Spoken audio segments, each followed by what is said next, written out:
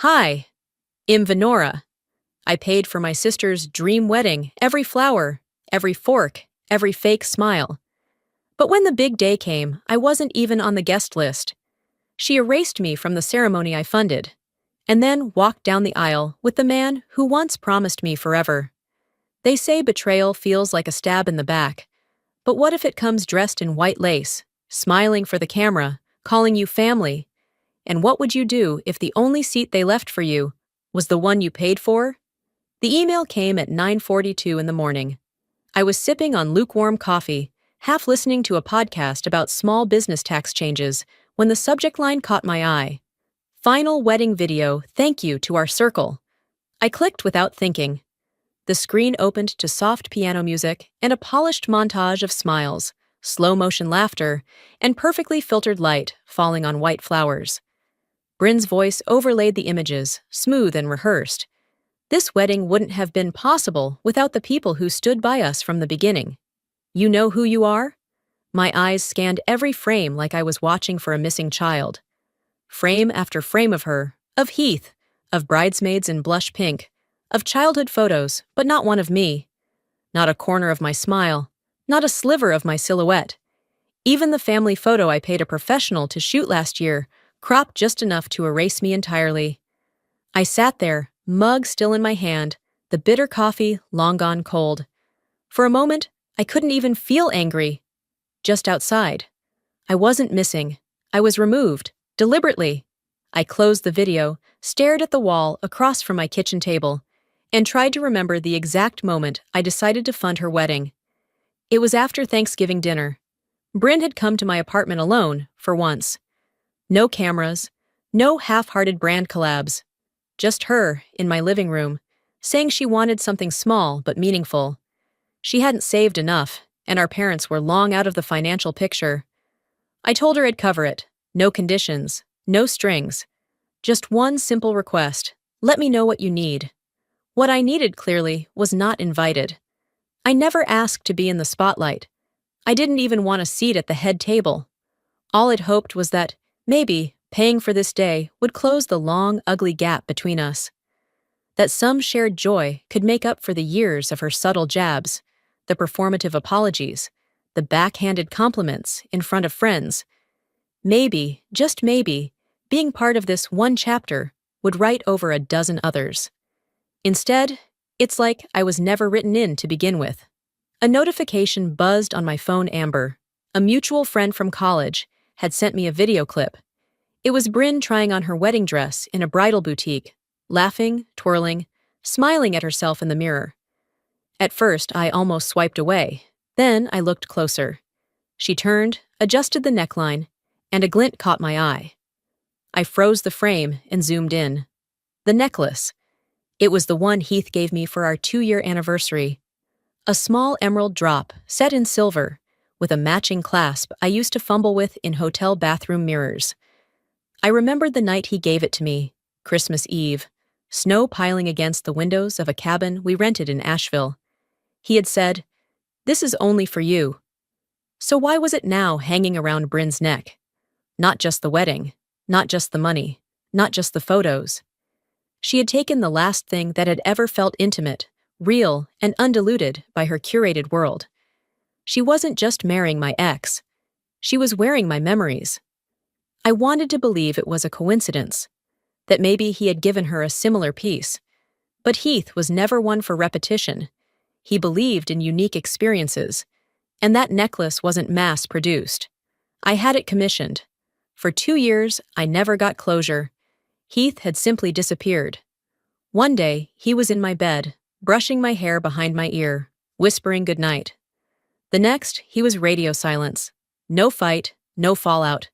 Just an empty side of the bed and my texts hanging in the void. I screamed.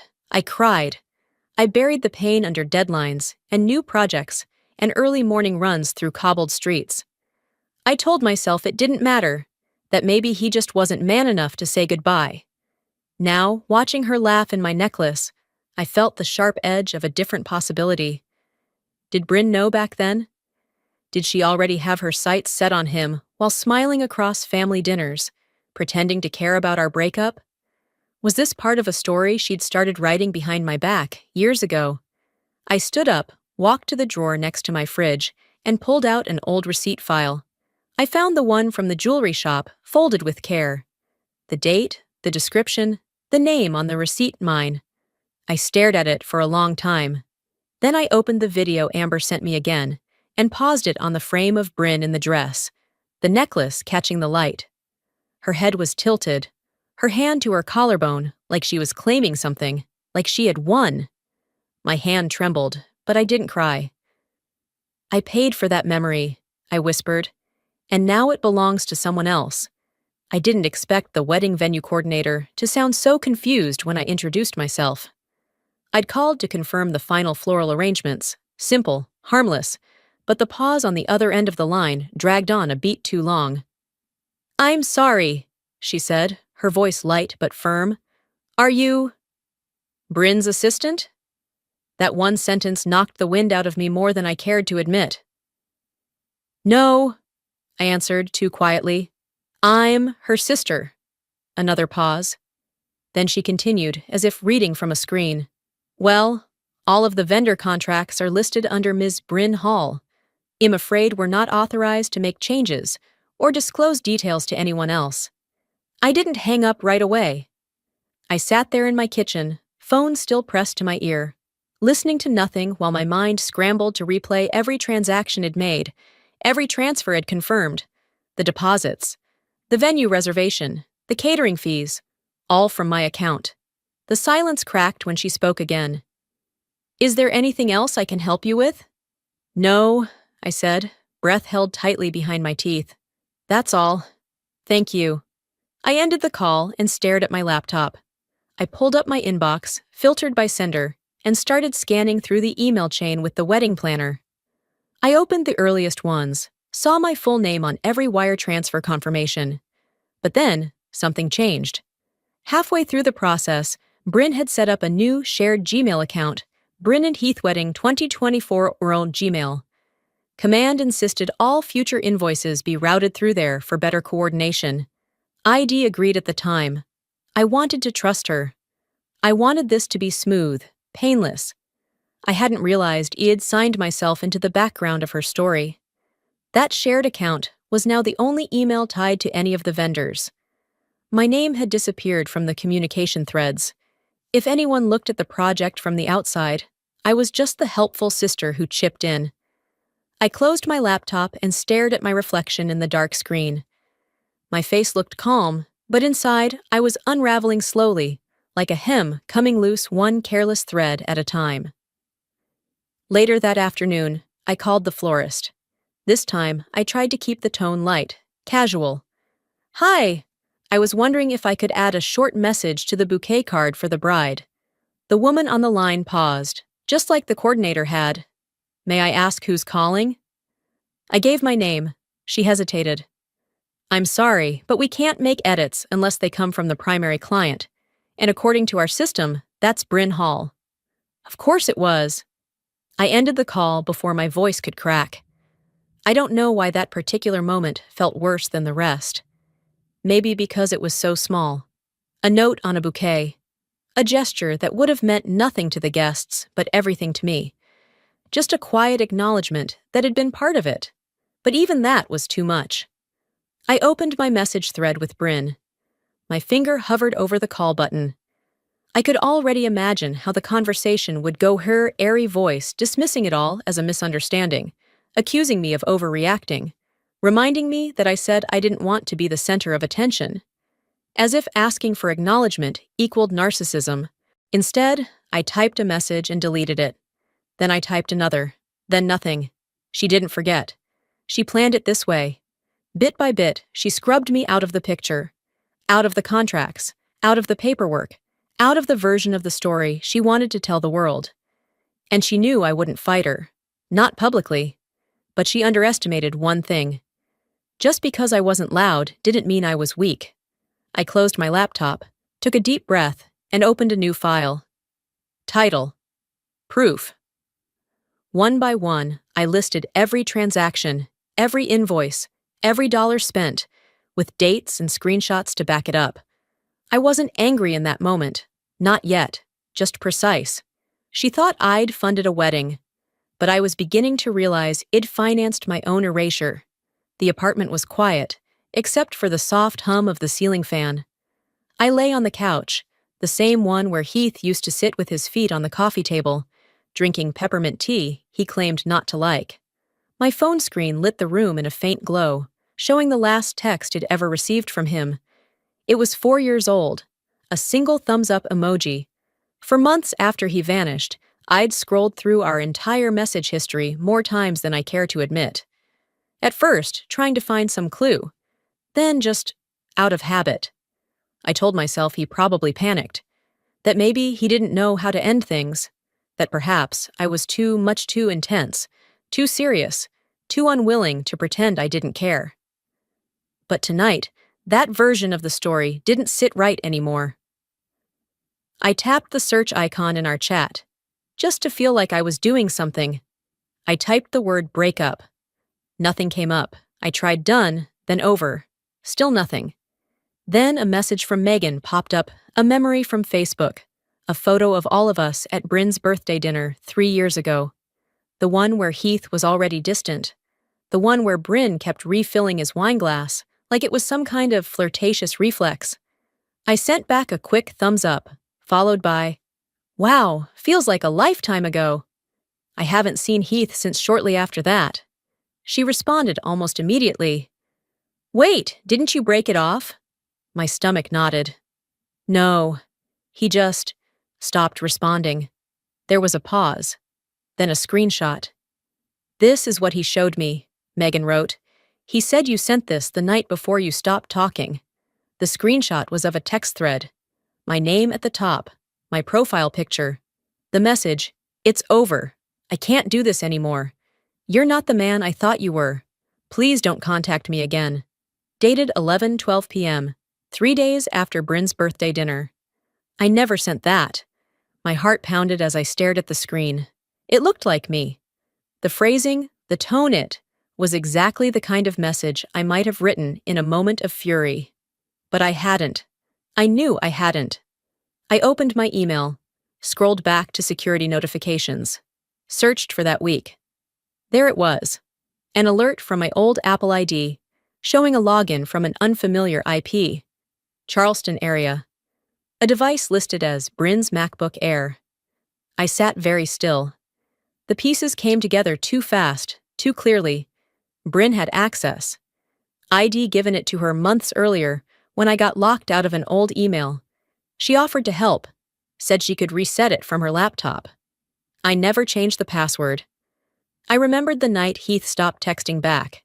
I'd assumed something awful happened. Maybe he got cold feet. Maybe he realized I wasn't what he wanted. No. He got that message, and he believed it. She didn't just take him. She orchestrated the entire collapse. Every inch of the timeline had her fingerprints on it, subtle, calculated, effective. This wasn't about falling in love. It was about eliminating me. I opened an old photo album, not digital, an actual one, with sticky plastic pages and notes in the margins. There was a picture of me and Heath on the beach, 2 summers before he disappeared. His arm wrapped around me, his face buried in my neck. I remembered him talking about the future that day. Big house, wraparound porch, strong woman by my side, sweet tea that's never store-bought. He said, grinning, "You'll keep me grounded." I believed him. And now someone else was living in the house that was never built, wearing the necklace that was never returned, planning the wedding I'd never get an invitation to. I closed the album, set it back on the shelf. You don't mourn what never existed, but you do burn over what was stolen. My fingers opened the spreadsheet ID labeled proof. I clicked rename, the case. I added a new tab, emotional damages. I typed one line, Exhibit A, forged breakup message used to terminate relationship under false pretense.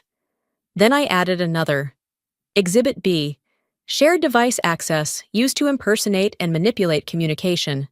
My cursor hovered over the contact information for a local attorney I'd once met at a women's business brunch. She told me then, sometimes being silent isn't gracious. It's just giving them more time to bury you. I wasn't interested in burying anyone, but I was absolutely done pretending I hadn't seen the shovel. 5 days before the wedding, I sat in my car outside the venue I helped pay for, hands resting on the wheel, knuckles pale from how tight I'd been holding. The sun had dipped just enough to cast long shadows across the gravel lot. I wasn't here to cause drama. I wasn't even planning to get out of the car at first. But something in me, it wasn't spite. It wasn't pride, just wanted to see the flowers. The arrangements were scheduled to be finalized today. Pale roses with pops of sunflowers, my suggestion, my funding, my idea. I'd pictured them 100 different ways, imagining how they might soften the otherwise stark columns of the old southern estate Bryn had chosen for her storybook moment. I took a deep breath, smoothed the front of my cardigan, and stepped out. The venue gates were wide open. 2 security guards stood casually near the side entrance, nodding to arriving guests and vendors. I walked slowly, purposefully, like someone who belonged. Because I did. "Hi," I said, approaching one of them. "I'm here for the floral review. Name's Venora Hall." He looked down at his clipboard, finger sliding along the printed list. Then his eyes narrowed slightly. "I don't see you here." "I'm her sister," I added, keeping my tone level. "This won't take long." He looked at me again, this time with the kind of polite pity you offer to someone who's clearly about to be disappointed. "I understand," he said, "but I was given strict instructions. Only those listed under the approved family and vendor entries can go past this point." I blinked. "I'm not on the family list?" He hesitated, then shook his head. "No, Mom. Only immediate family, or those with pre-clearance." "Sorry, immediate family." That phrase echoed louder than it should have. I opened my mouth to protest, to explain, to push back. But what was there to say that wouldn't sound pathetic? He offered to call someone, but I raised a hand and stepped back. "No need. I understand." I meant it. Not in the way people say when they're trying to be polite. I understood exactly what Bryn had done. This wasn't about a list or a clerical oversight. This was deliberate, calculated. She'd closed the gates before I ever got near them. I turned and walked back toward my car, heels crunching over loose gravel. Before getting in, I paused near the hedgerow that separated the lot from the main lawn. From behind the leafy wall, I could see everything. Bryn stood near the arbor, laughing as she directed a group of women in pastel dresses. She was animated, radiant, at home in the role she'd spent her whole life rehearsing. Then I saw Heath. He walked up behind her, placed a hand lightly on her shoulder. She leaned into him without turning, like it was natural. The flowers lined the pathway between them and the reception tent.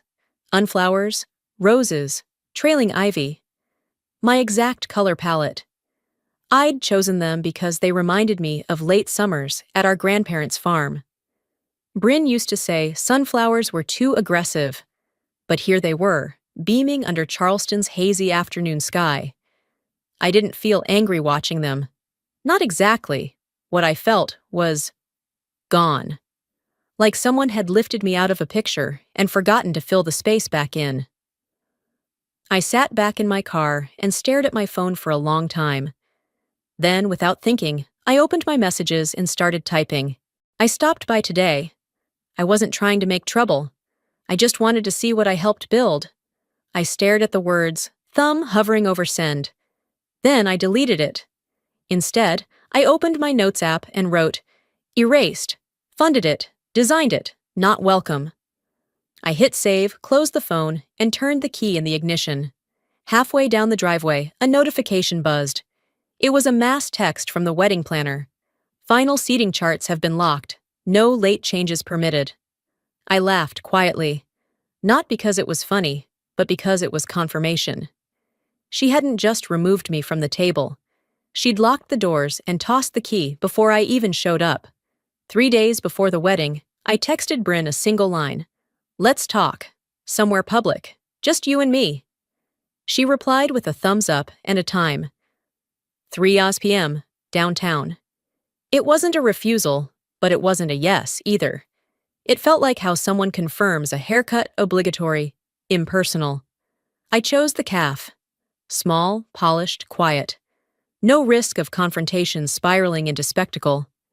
I wore dark jeans, a button-up, no makeup. She arrived 12 minutes late, in heels and sunglasses, dressed like she was attending a ribbon cutting. Her perfume hit the air before she even pulled out the chair. "Hey," she said, like we were brunching after yoga. "You look efficient." I didn't bother with pleasantries. I reached into my bag and pulled out the printed records. 3 manila folders, labeled venue, catering, decor. She didn't touch them. Instead, she leaned back and took a sip of her latte. "Is this an audit?" "No," I said. "It's a reminder." I laid the folders flat on the table.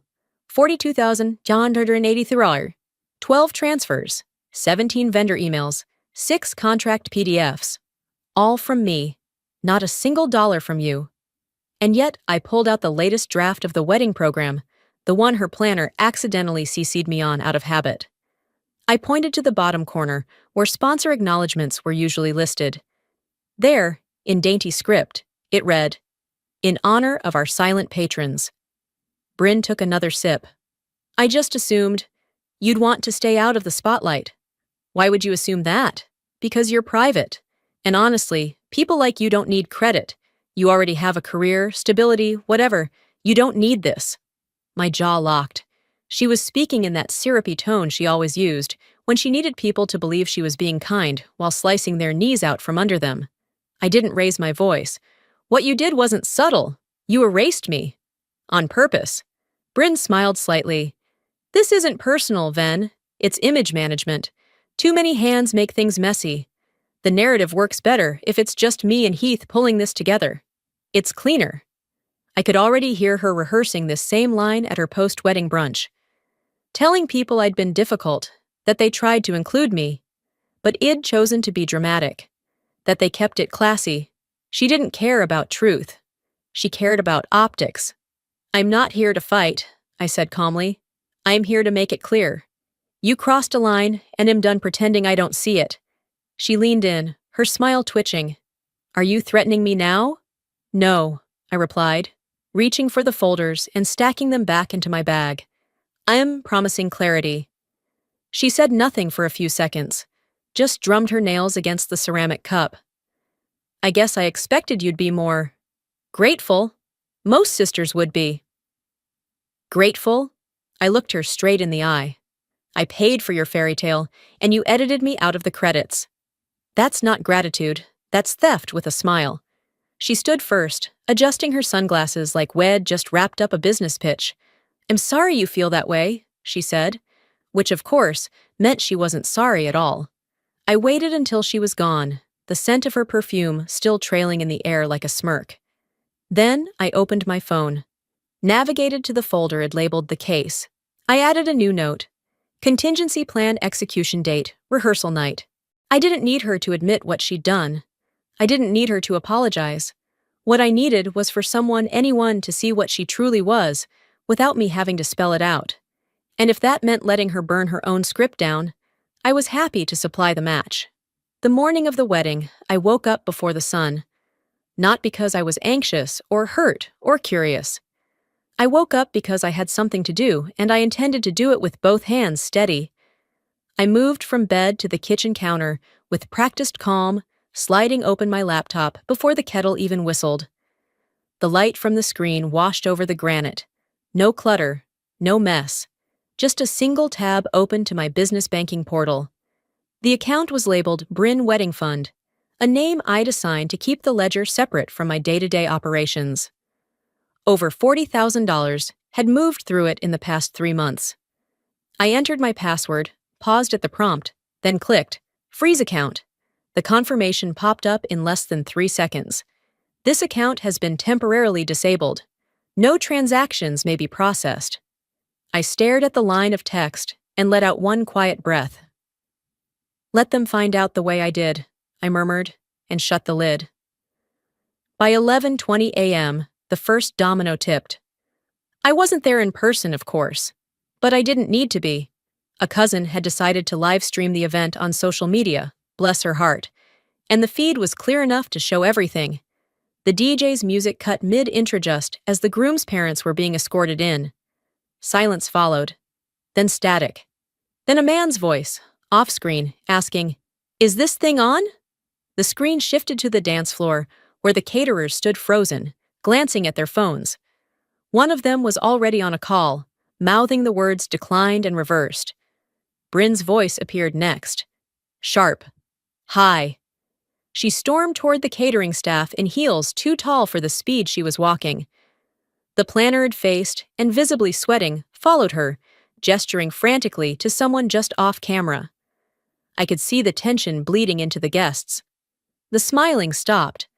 The small talk fizzled. People pulled out their phones, looked around.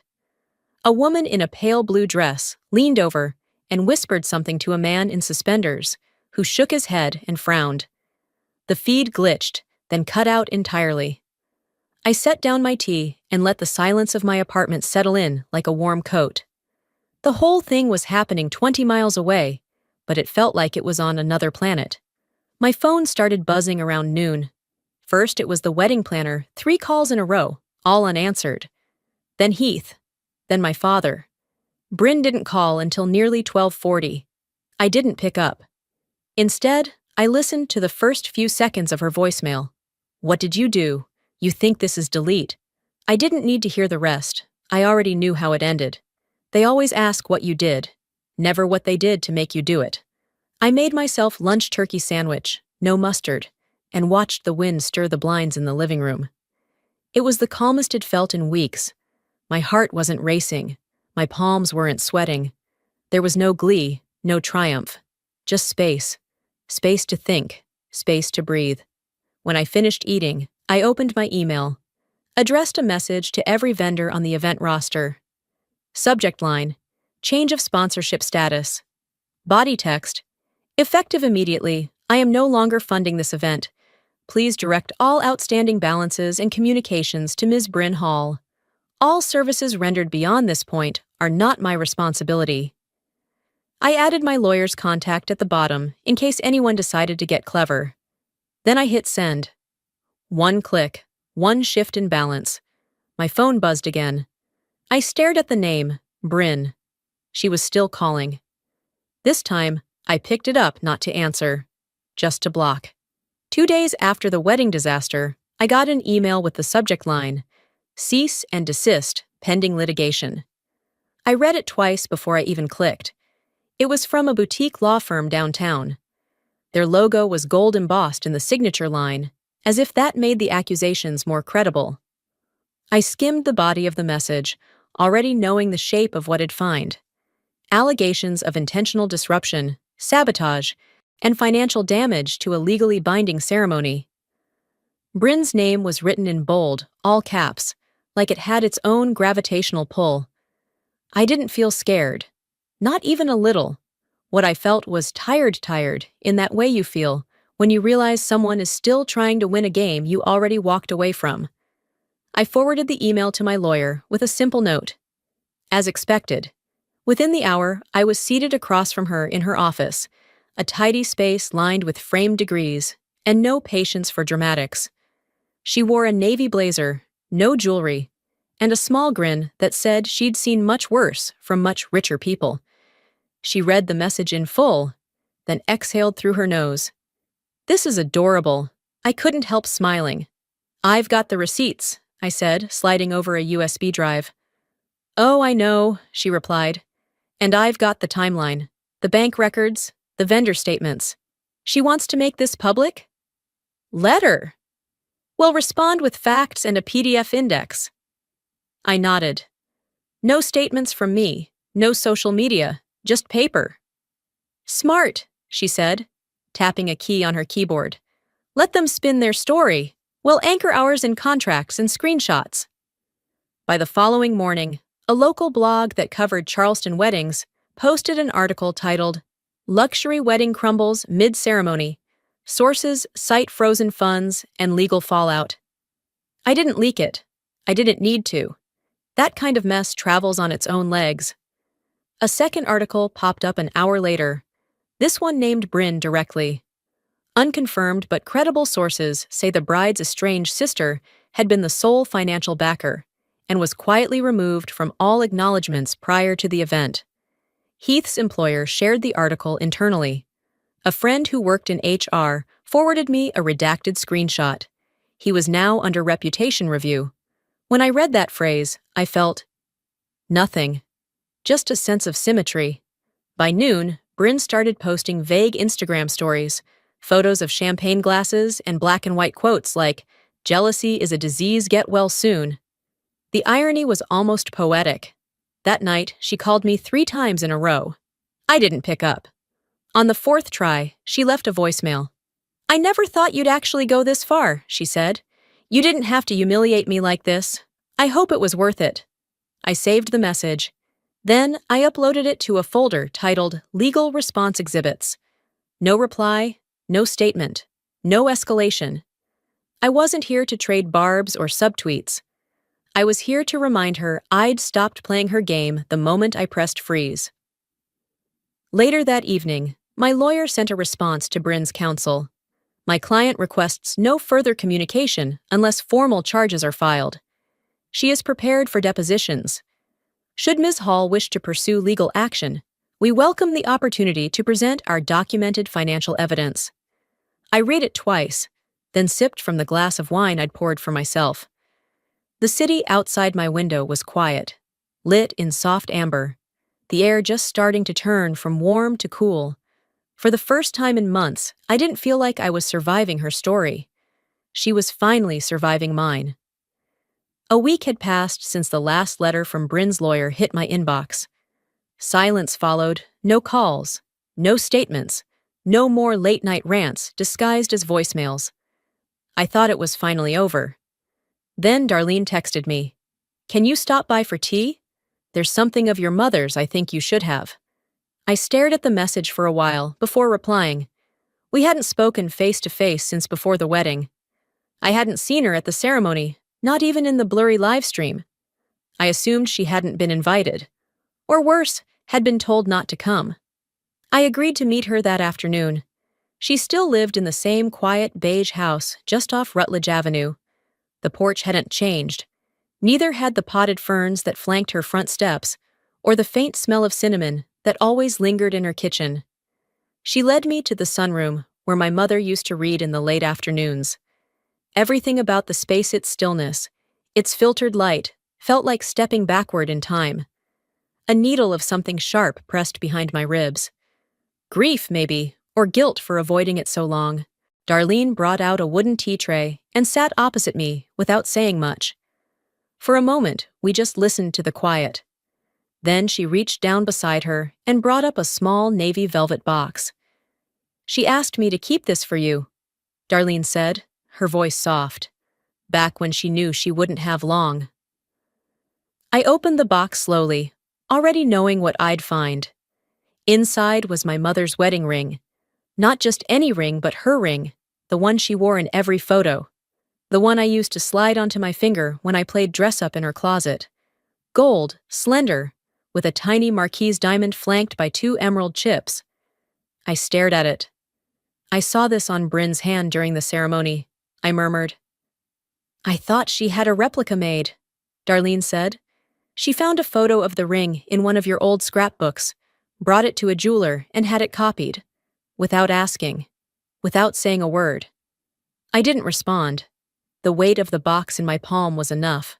"She wanted it because it looked meaningful," Darlene continued. "But your mother gave this to me, told me to hold it until you were ready. She said you'd know when that time came."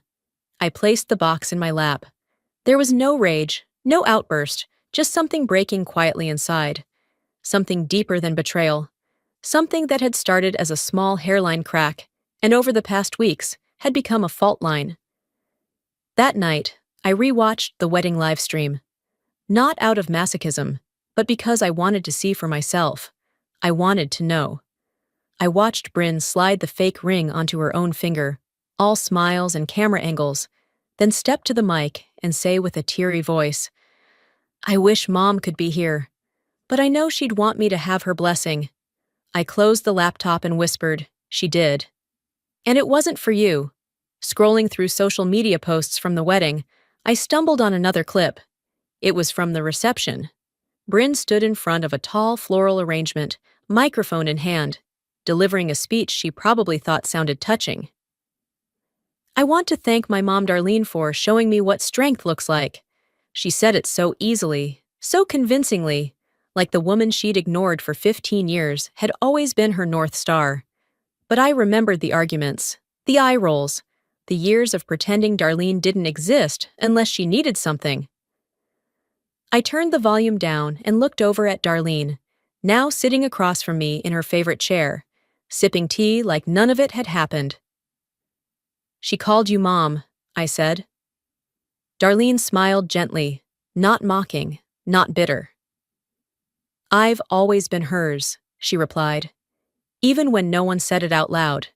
It was such a simple truth, but one I hadn't allowed myself to acknowledge until now. I opened the velvet box again, slipped the ring onto my finger. It fit perfectly, not just in size, but in story. "Thank you," I said quietly, "for not letting her rewrite everything." "She tried," Darlene said, reaching over to squeeze my hand. "But your mother knew who would carry her name forward. That's why she left it with me."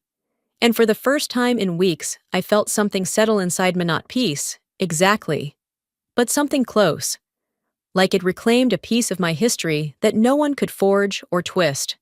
2 weeks had passed since the wedding that never quite happened, at least not for me. Life had returned to a quiet rhythm, like the settling of dust after a storm. Then, one morning, it came. A cream-colored envelope in my mailbox. Heavy cardstock, gold foil along the edges, and my name written in an elegant calligraphy font I recognized instantly, not handwritten, but printed. Impersonal. Distant.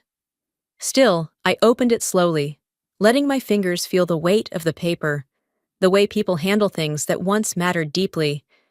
It was the official wedding invitation, the one I was never supposed to see. A quote adorned the front. "To love and be loved is to feel the sun from both sides." Below it, their names, Bryn and Heath, shimmered in metallic ink, like a final flourish meant to dazzle. Inside it read, "To our cherished circle, thank you for being part of our story." I let it fall onto the kitchen counter, right beside an empty mug and yesterday's unopened mail. I stared at it for a moment, not in shock, not even in sadness, just a stillness that came from truth finally confirming what I'd always known. It wasn't an oversight, it was a choice. It had always been a choice. Later that day, I did something unexpected. I went into the attic and pulled down a box I hadn't opened in years. Inside was my mother's old photo album, filled with fabric swatches, dried flowers, and notes written in her delicate script. On one page, taped carefully next to a faded sketch, was a note that read, "For your day when it comes." The sketch was of a wedding dress, long, flowing, with lace sleeves and a high neckline, timeless and modest. My mother had drawn it when I turned 20. It was always meant for me, but I recognized it. Bryn's wedding photos had recently gone public. The dress she wore, same cut, same sleeves, same antique-style buttons down the back. It wasn't inspiration she'd borrowed. It was replication. She hadn't just taken the spotlight. She'd taken the script. She didn't want to be me, I murmured. She wanted my part in the story. I closed the album gently and held it against my chest. No tears came. No bitterness. Just the quiet realization that I wasn't part of her celebration because I was never meant to be. That evening, I wrote a letter I had no intention of sending. Some truths are only meant for the page. "Bryn, you didn't win. You didn't lose. But I walked away and I didn't look back. That is a freedom you'll never buy. You wanted the applause without the performance. You wore my past like it was a costume, but you didn't earn it. And deep down, I think you know that." I folded the letter and slipped it into the velvet lining of my mother's jewelry box, resting it beside the real ring, the one that mattered. Not for its value, but because of what it stood for. Legacy, choice, survival.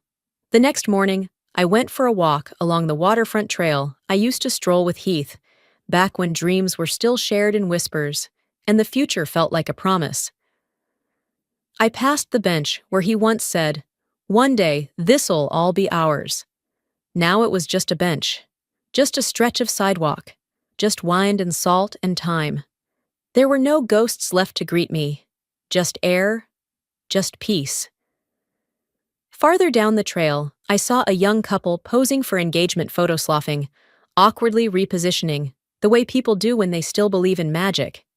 I didn't look away. I didn't tense. Instead, I touched the ring on my finger, my mother's ring, and whispered aloud, "Some inherit pain, some inherit gold. I inherited both. And I won't waste either." I kept walking, feeling the breeze shift as if the harbor itself had exhaled. At the end of the path, I found a bench. I sat for a while, letting the noise of the world fade behind the rhythm of the tide. I didn't need closure. I wasn't waiting for apologies or recognition. I wasn't hoping for a door to open. I had built my own. And I had locked it behind me. Some wound scab, some wound scar. The difference is in how we carry them. Scars don't beg for pity. They don't demand revenge. They just say, "This happened." And I survived. And I did. I didn't get the wedding. I didn't get the toast. I wasn't on the guest list. I wasn't thanked in any speech or tagged in any post. But I got something else. I got my name back. I got my voice back. And I plan to keep both. There comes a time when you stop needing apologies and you start craving clarity. For me, that time came not with revenge, but with release. Sometimes, walking away doesn't mean weakness, it means finally choosing yourself. When people try to rewrite your role in their story, you have two choices: chase their version or write your own. I've learned that not everything broken needs fixing. Some relationships aren't meant to be repaired, they're meant to be remembered as lessons. And sometimes the most powerful thing you can do is quietly refuse to participate in someone else's performance. What about you? Have you ever been erased from a story you helped build? Did you ever choose silence, not out of fear, but out of strength? If this story touched something in you, if it reminded you of something you've lived through, leave a comment below with the number 1, or tell me where you're watching from. I'd love to hear your thoughts, your experiences, even your disagreements. And if this video didn't speak to you, let me know why. Every voice matters. If you'd like to hear more real stories like this, raw, human, and honest, make sure to subscribe to the channel so you never miss the next one. Your story matters, and someone out there might need to hear it next. Hi, I'm Dakota. You ever watch someone tear your name apart, right in front of strangers, and call it love? My sister ripped my passport in half. At the airport, in public, loud enough for the whole gate to hear. She didn't know I was a federal inspector. She just thought I was the little sister she could keep erasing. One document, one conversation, one accident at a time. But how many accidents does it take before you start wondering, was any of it ever an accident at all?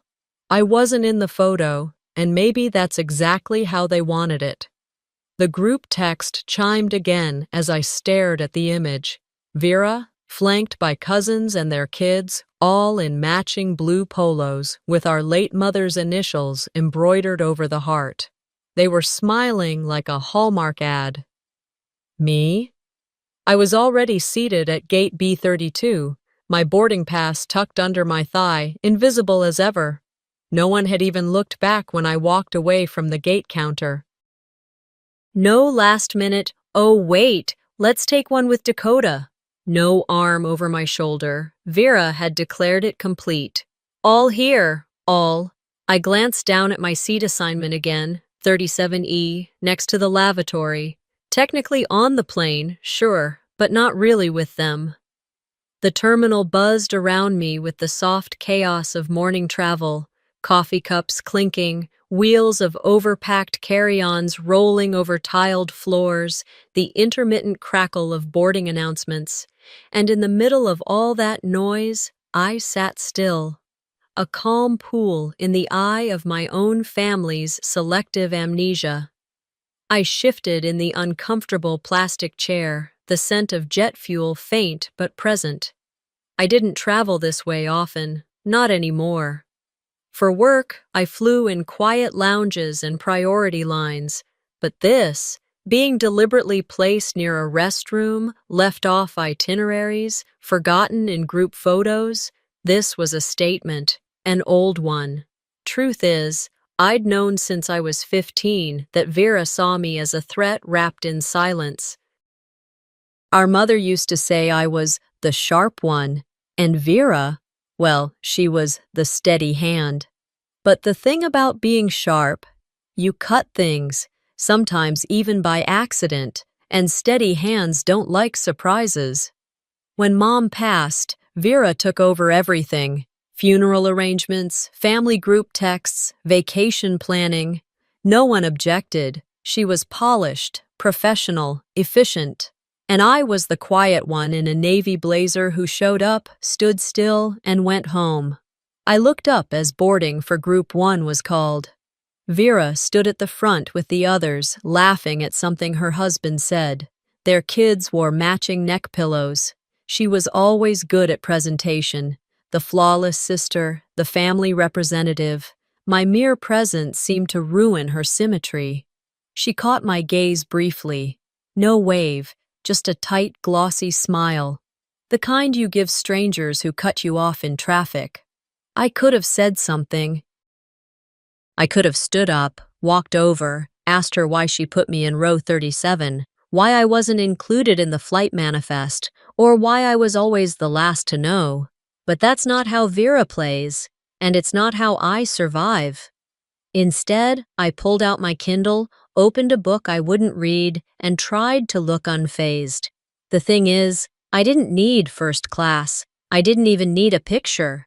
What I wanted, what I craved, was acknowledgement. Just once, I wanted Vera to say, "I see you, I know you're here." But in our family, acknowledgement often came after funerals. Sometimes not even then.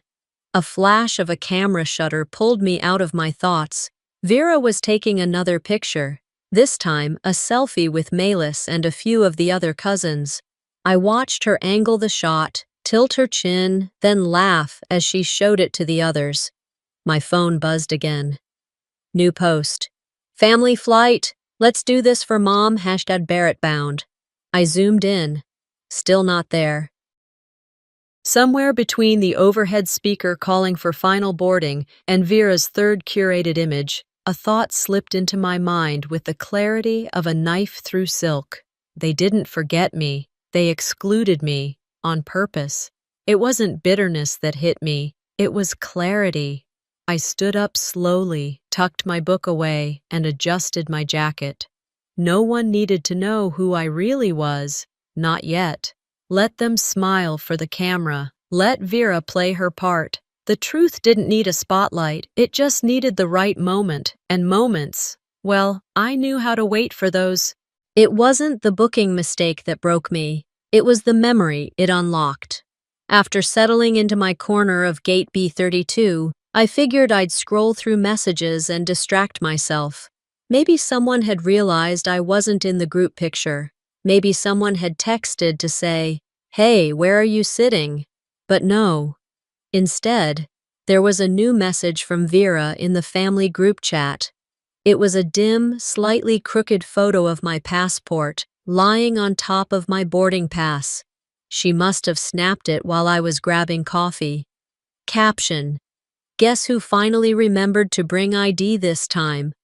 Thumbs up, laughing emojis, a gif of applause. Not a single soul in that chat asked why she took the photo. Not a single person questioned if I was okay with it, and not a single one defended me. I set the phone down in my lap and stared at the terminal wall across from me. My own ID, my name, turned into a joke again. And it wasn't even about the photo. It was the message under it.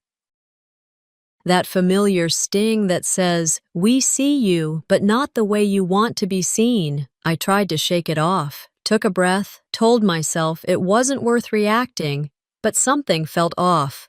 That photo. Something gnawed at me. I stood up and walked over to the counter to double-check my ticket. Maybe I just needed to make sure all was in order before we boarded. The agent at the counter was polite but firm.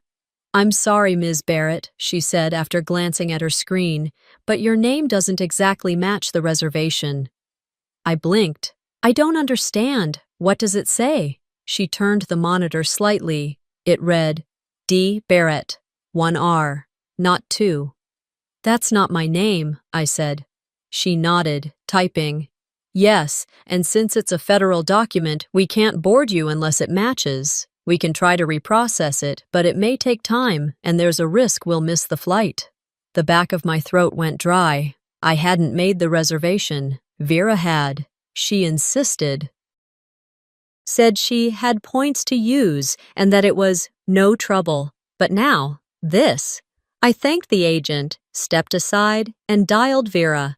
She answered in 2 rings, chipper as ever. "Hey, what's up?" "There's an issue with the name on my ticket. It says Barrett, 1R. "Oh?" she said, like I'd told her the sky was cloudy. "Oops, I guess I missed that. You know, you've got one of those names people always spell wrong." "No, Vera," I replied evenly. "You made the reservation." "Well, I was in a hurry. It was late. I didn't realize. I thought you were the organized one. Can't you fix it?" I didn't answer right away. I just listened to the tone, that thin, syrupy condescension wrapped in fake concern. The one she used at Christmas when she told our cousin Malis, "You'll find someone, someday," with a smile that said the opposite. "You work for the government," she added. "I'm sure you can figure it out." I exhaled slowly, controlled. "Thanks, Vera," I said, and hung up before she could say more. I stood there for a minute, feeling the weight settle in my chest. This wasn't about a name. It never was. It was about undermining me. Publicly, subtly, strategically. Just like the wedding last year, when she introduced me to her in-laws as our half-sister, emphasizing the word half like it explained my presence. Technically accurate, emotionally surgical. That day, I smiled, nodded, and let it slide. Today, I didn't explode. I didn't cause a scene. But something shifted. I walked back to my seat and pulled out a notepad from my bag. I didn't use it often. Everything was digital these days, but there was something cathartic about pen to paper. I wrote down 3 things. Passport photo in group chat without permission. Booking error, single R. You can fix it tone. I underlined the 3rd one twice, because that's what always happened. I was supposed to fix it. I was expected to laugh along, to adjust, to absorb, to be the quiet one who didn't make waves. But I wasn't a kid anymore. I wasn't some intern trying to earn her seat at the table. I was a federal investigator who'd sat across from CEOs, field agents, and Homeland Security. I'd conducted audits that had grounded planes. And here I was, reduced to explaining why my name had 2 R's. It wasn't about being included in a photo. It wasn't about a typo. It was the steady erosion of dignity, masked as jokes, framed as oversights, and delivered with a smile. A couple of kids ran past, giggling as their father tried to wrangle them back into line. Across the way, Vera had rejoined the group. She was laughing again, that sharp, showy laugh she used when she wanted to make sure people knew she was unbothered. I watched her.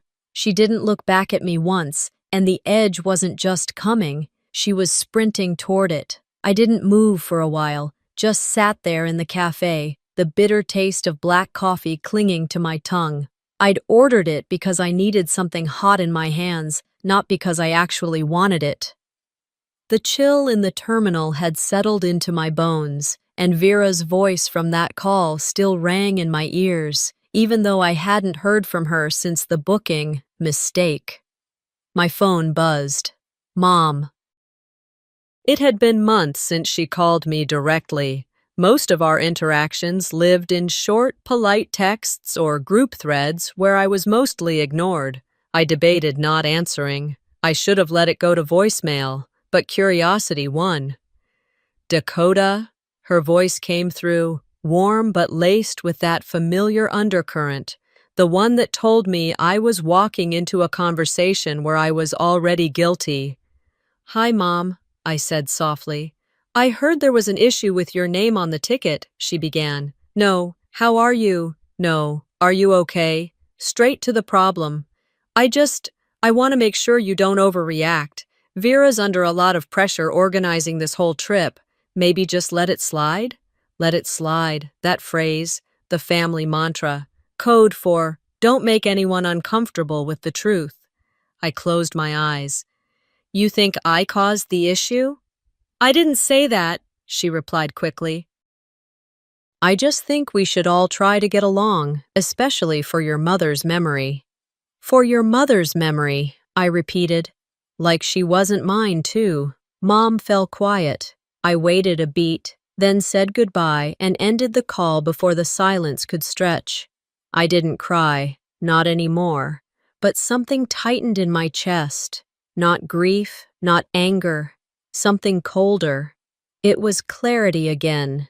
That edge, I could see it now. And Vera wasn't walking toward it. She was dancing. A soft voice to my right broke my focus. "You okay?" I looked up. Maylis stood there holding a paper cup, eyes soft, unsure. "Mind if I sit?" she asked. I nodded. She settled into the chair next to me, keeping her coat wrapped tightly. We hadn't talked much in years, not beyond polite hellos at reunions, but something in her gaze told me this wasn't small talk. "I saw the text in the group," she said after a beat. I said nothing. She glanced around the cafe, then leaned closer. "This isn't the first time Vera's done something like that." That caught me off guard. I turned to her. She took a sip of her drink and then, without any drama, without hesitation, said, "When I was 17, I applied for a scholarship. I had a real shot at it, but the application confirmation never came through. I thought maybe I messed something up." I waited. 6 years later, she continued, I found out Vera intercepted the email. She told the committee I was withdrawing due to family obligations. She said I'd embarrass the family name if I went to that college. It was beneath our standards, apparently. A coldness spread from my stomach outward. "Why didn't you say anything?" "I tried," she said, voice small. "But Mom said I probably misunderstood, that Vera wouldn't do something like that. So I believed her, for a while." "And then?" I asked. "Then I stopped believing anyone," she said, looking straight ahead. The silence sat heavy between us. I thought of all the things I'd let pass, the names misspelled, the introductions that minimized me, the times Vera stepped in and fixed things before I had the chance to even try. It hadn't just been about power, it was about control. And the most efficient way to control someone is to make them doubt their own memory. "I should have told someone," Maylis said softly, her eyes wet. "You were a kid," I replied, "and you were up against someone who could smile while stabbing." She looked at me, brows furrowed. "Do you think she means to hurt people?"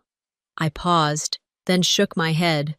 "I don't think she cares if she does. That's worse." We sat quietly. The gate announcements buzzed in the background. Boarding was starting soon. "You don't deserve this," she said suddenly. "None of it." That hit something I hadn't realized was still raw. I nodded. "Neither do you." Her eyes widened slightly, then softened again. I gathered my things. "I think it's time we stop letting her narrate our story." Maylis didn't reply, but I saw something change in her posture, like a window opening, a small one, but still. As I stood and glanced across the terminal, I saw Vera again, laughing, taking more pictures, perfectly centered, perfectly lit. She had no idea. She didn't see the way Melis watched her now, not with fear, but with a hint of disappointment. She didn't see the way I walked straighter, stood firmer. She didn't see the ripple she'd started when she tried to push me off balance one more time. And she definitely didn't see the cliff she was waltzing toward. That was the moment I stopped pretending and started preparing. I didn't move right away. I stood there in the pre-boarding lane, my boarding pass in hand, pulse steady, eyes fixed on the floor in front of me as if I were counting the tiles.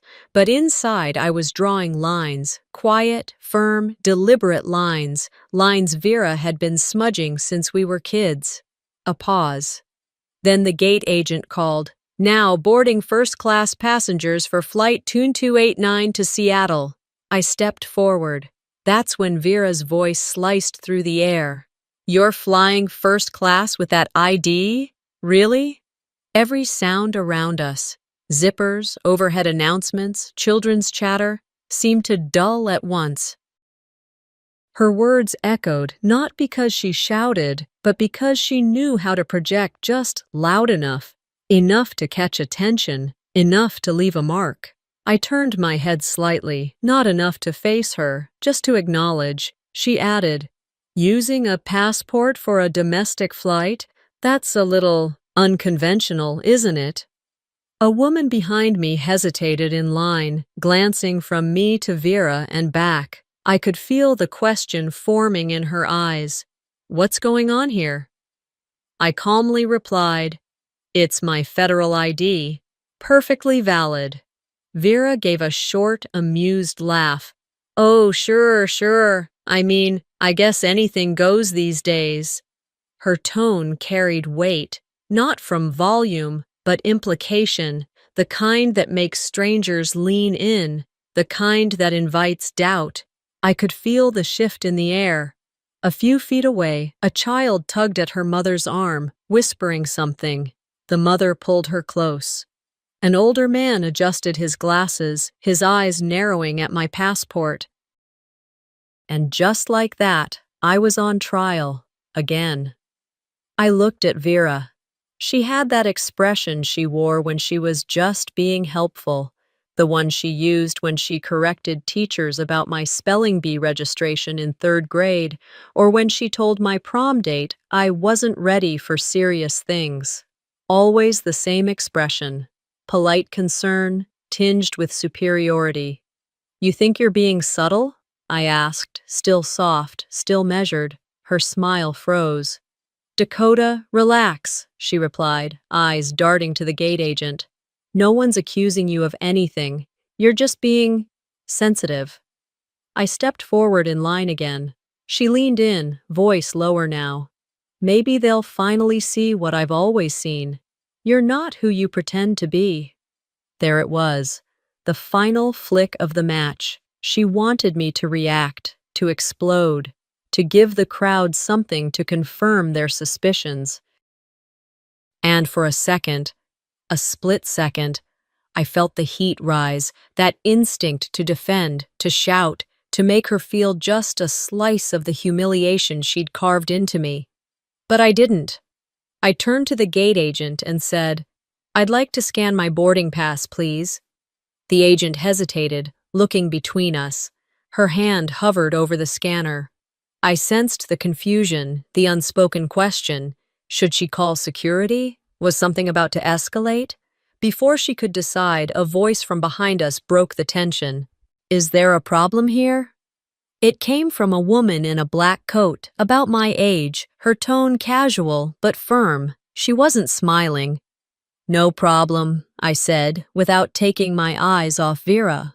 The woman nodded once and stepped aside, but her gaze lingered on Vera for just a second longer than necessary, like she saw it too. The gate agent cleared her throat.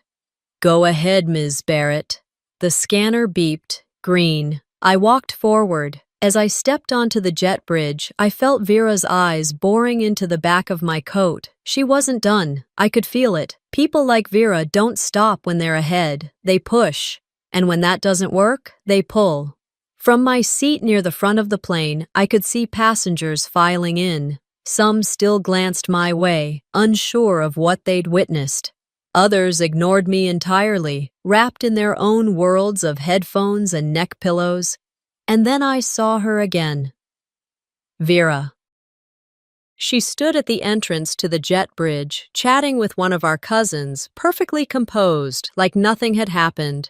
But I knew better, because people who fake grace in public often rot with bitterness in private, and the more perfect they try to appear, the more venom they're willing to spill when they think no one's watching. What Vera didn't know, what she had never taken the time to ask, was that I had spent years studying systems of power, that my job wasn't just about aviation regulations, but about behavior, abuse of privilege, the misuse of authority. She was textbook. She just didn't know which class I'd been teaching. But some people don't recognize a line until they've crossed it and torn through it completely. I remained in place as Vera strutted down the jet bridge like nothing had happened. Her posture was practiced, her smile sharp, her every step calculated for maximum optics. It was the same polished performance I'd seen her deliver at church fundraisers, local political mixers, and every holiday dinner where she passed herself off as the matriarch in waiting. But I saw something different in her this time. A slight crack, a hairline fracture under the surface. I moved back toward the windows near gate B32, phone in hand, needing space. A notification lit up the screen, a ping from a social media app I rarely used outside of work. Someone had tagged my name. I opened it, and there it was. A blurry, grainy photo taken from a distance. Me and Vera at the gate, her leaning in with that smirk, her mouth mid-sentence. The caption read, "Family drama unfolding at B32. Y'all, this is better than cable." Below the post, a thread had already started. Is that Vera Sloan, the women's empowerment speaker? No way. She just called out her sister in front of everyone. She's the one who did that TEDx talk, right? Lead with grace? Girl, where? I stared at the screen. The irony wasn't lost on me. For years, Vera had carefully curated her image. Photos of community events, sound bites about lifting other women up, smiling handshakes with city council members. But truth doesn't come with a filter. And this time, it came with 4K resolution. I didn't smile, but I felt something settle in me. Not revenge, not satisfaction, just alignment. Another buzz. A message. I opened it. It was from Marcus. We hadn't spoken in over 2 years. Last time I saw him was through the rearview mirror as he walked away, telling me he couldn't fit into my world. Whatever that meant, his message was short. Saw the video. I'm sorry. I shouldn't have let her make you feel small. You never deserved that. I see that now. No grand apology, no ask for forgiveness, just clarity. And maybe that's what hit me the hardest, being seen by someone who used to dismiss me. I took a breath, closed the app, and stood tall. Vera might have controlled the narrative until now, but this story, I was done letting her write it for me. I walked back toward the group, my footsteps measured, heart steady.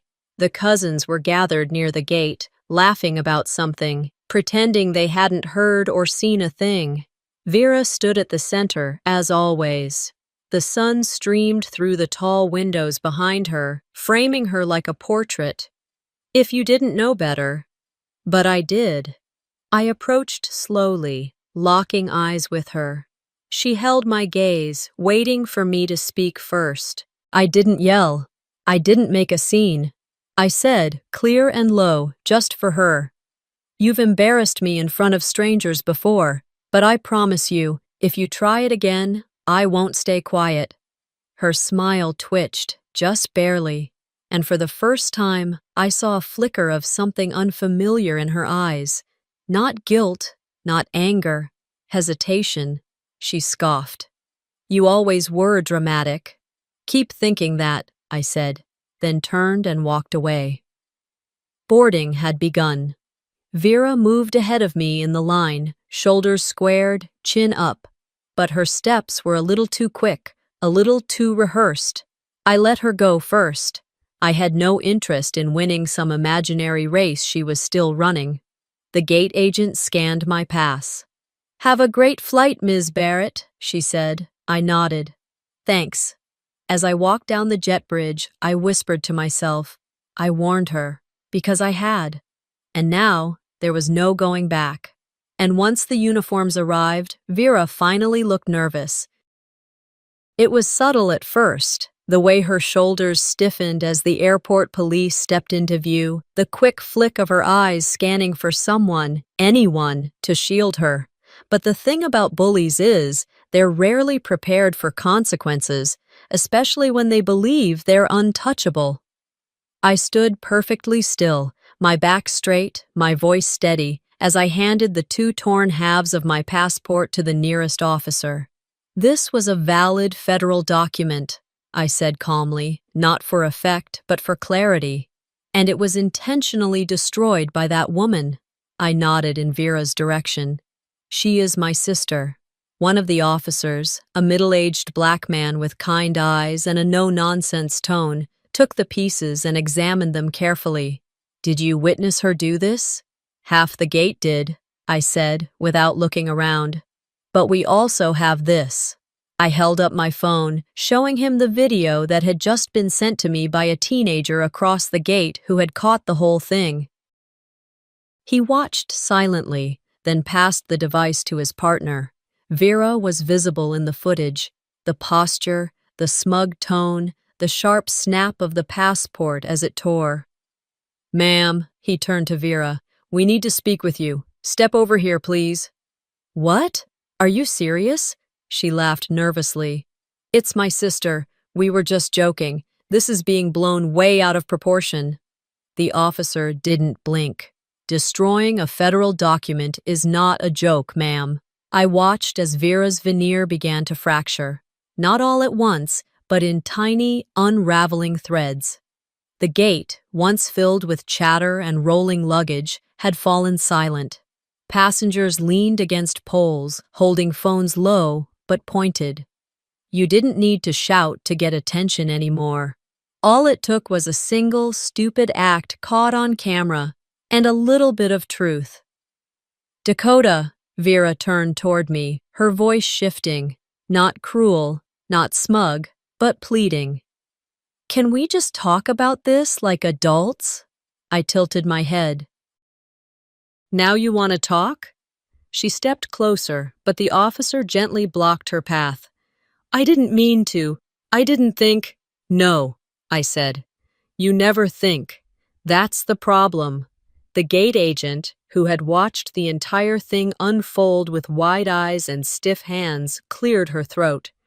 We've paused boarding for now, she said, until we get clearance from the supervisor. A ripple of groans moved through the crowd, but no one dared speak up. I turned slightly, making another call. This time, not to the director. I had already notified him. This one was personal. Hey, it's me, I said when Malis answered. You should come back to the gate. Things just got resolved. She was there within minutes, eyes wide as she saw Vera surrounded by airport security, now speaking to a manager in a dark blazer who looked like he'd rather be anywhere else. What happened? She asked quietly. She did it, I replied. Tore the passport right in front of everyone. Didn't even hesitate.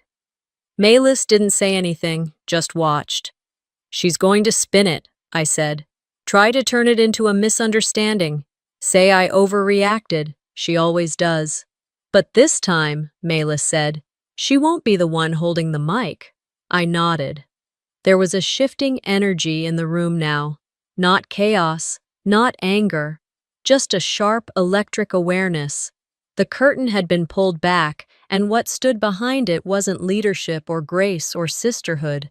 It was control, entitlement, and a lifetime of being allowed to rewrite history. Not anymore.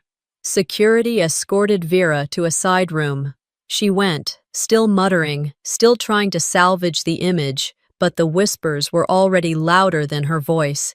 And the video? It had already reached someone who posted it on a local community news page. Family drama or felony? The headline read, "Woman rips sister's passport at ATL, gets detained." I turned back toward the jet bridge. The gate agent caught my eye. "We're ready for you now, Ms. Barrett," she said.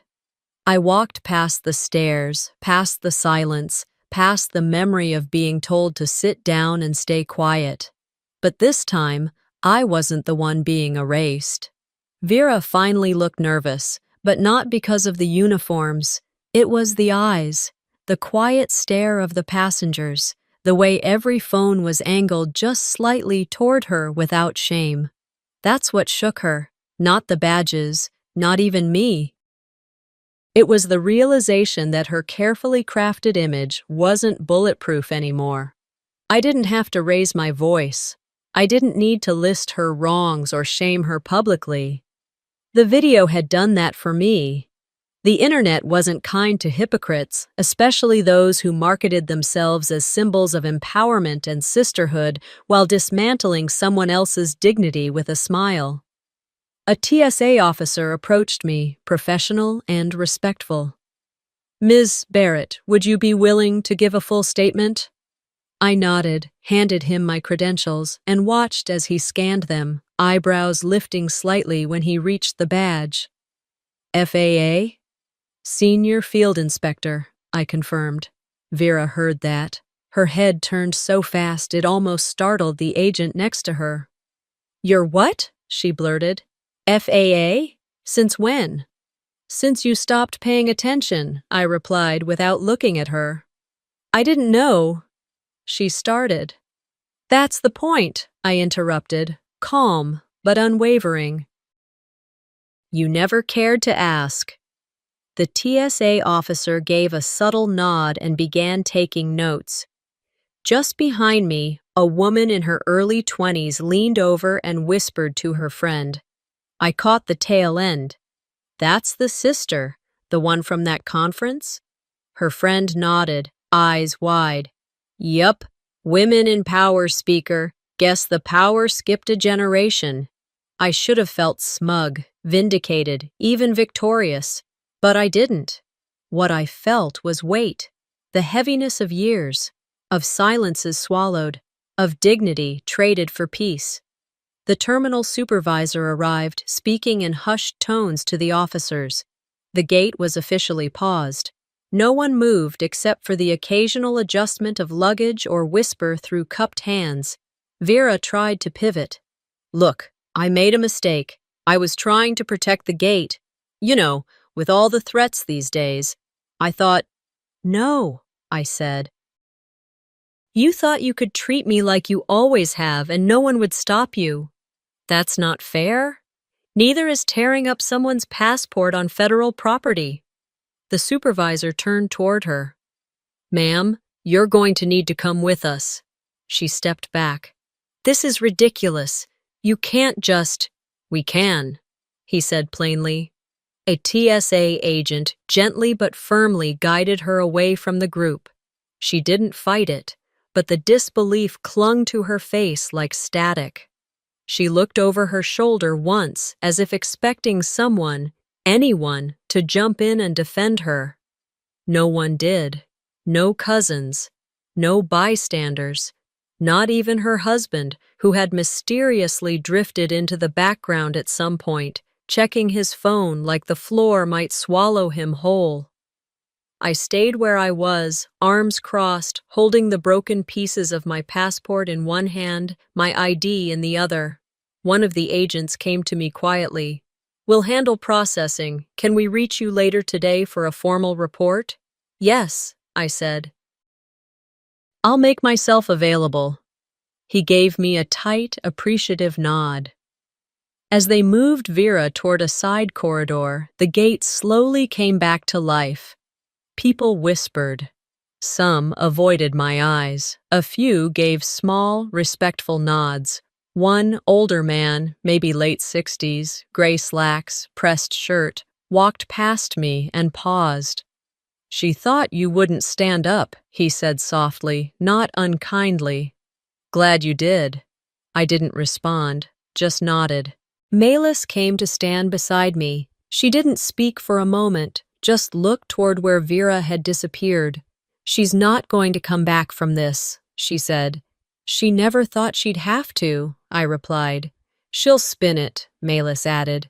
"Try to say it was a moment of stress, that you blew it out of proportion." I exhaled slowly.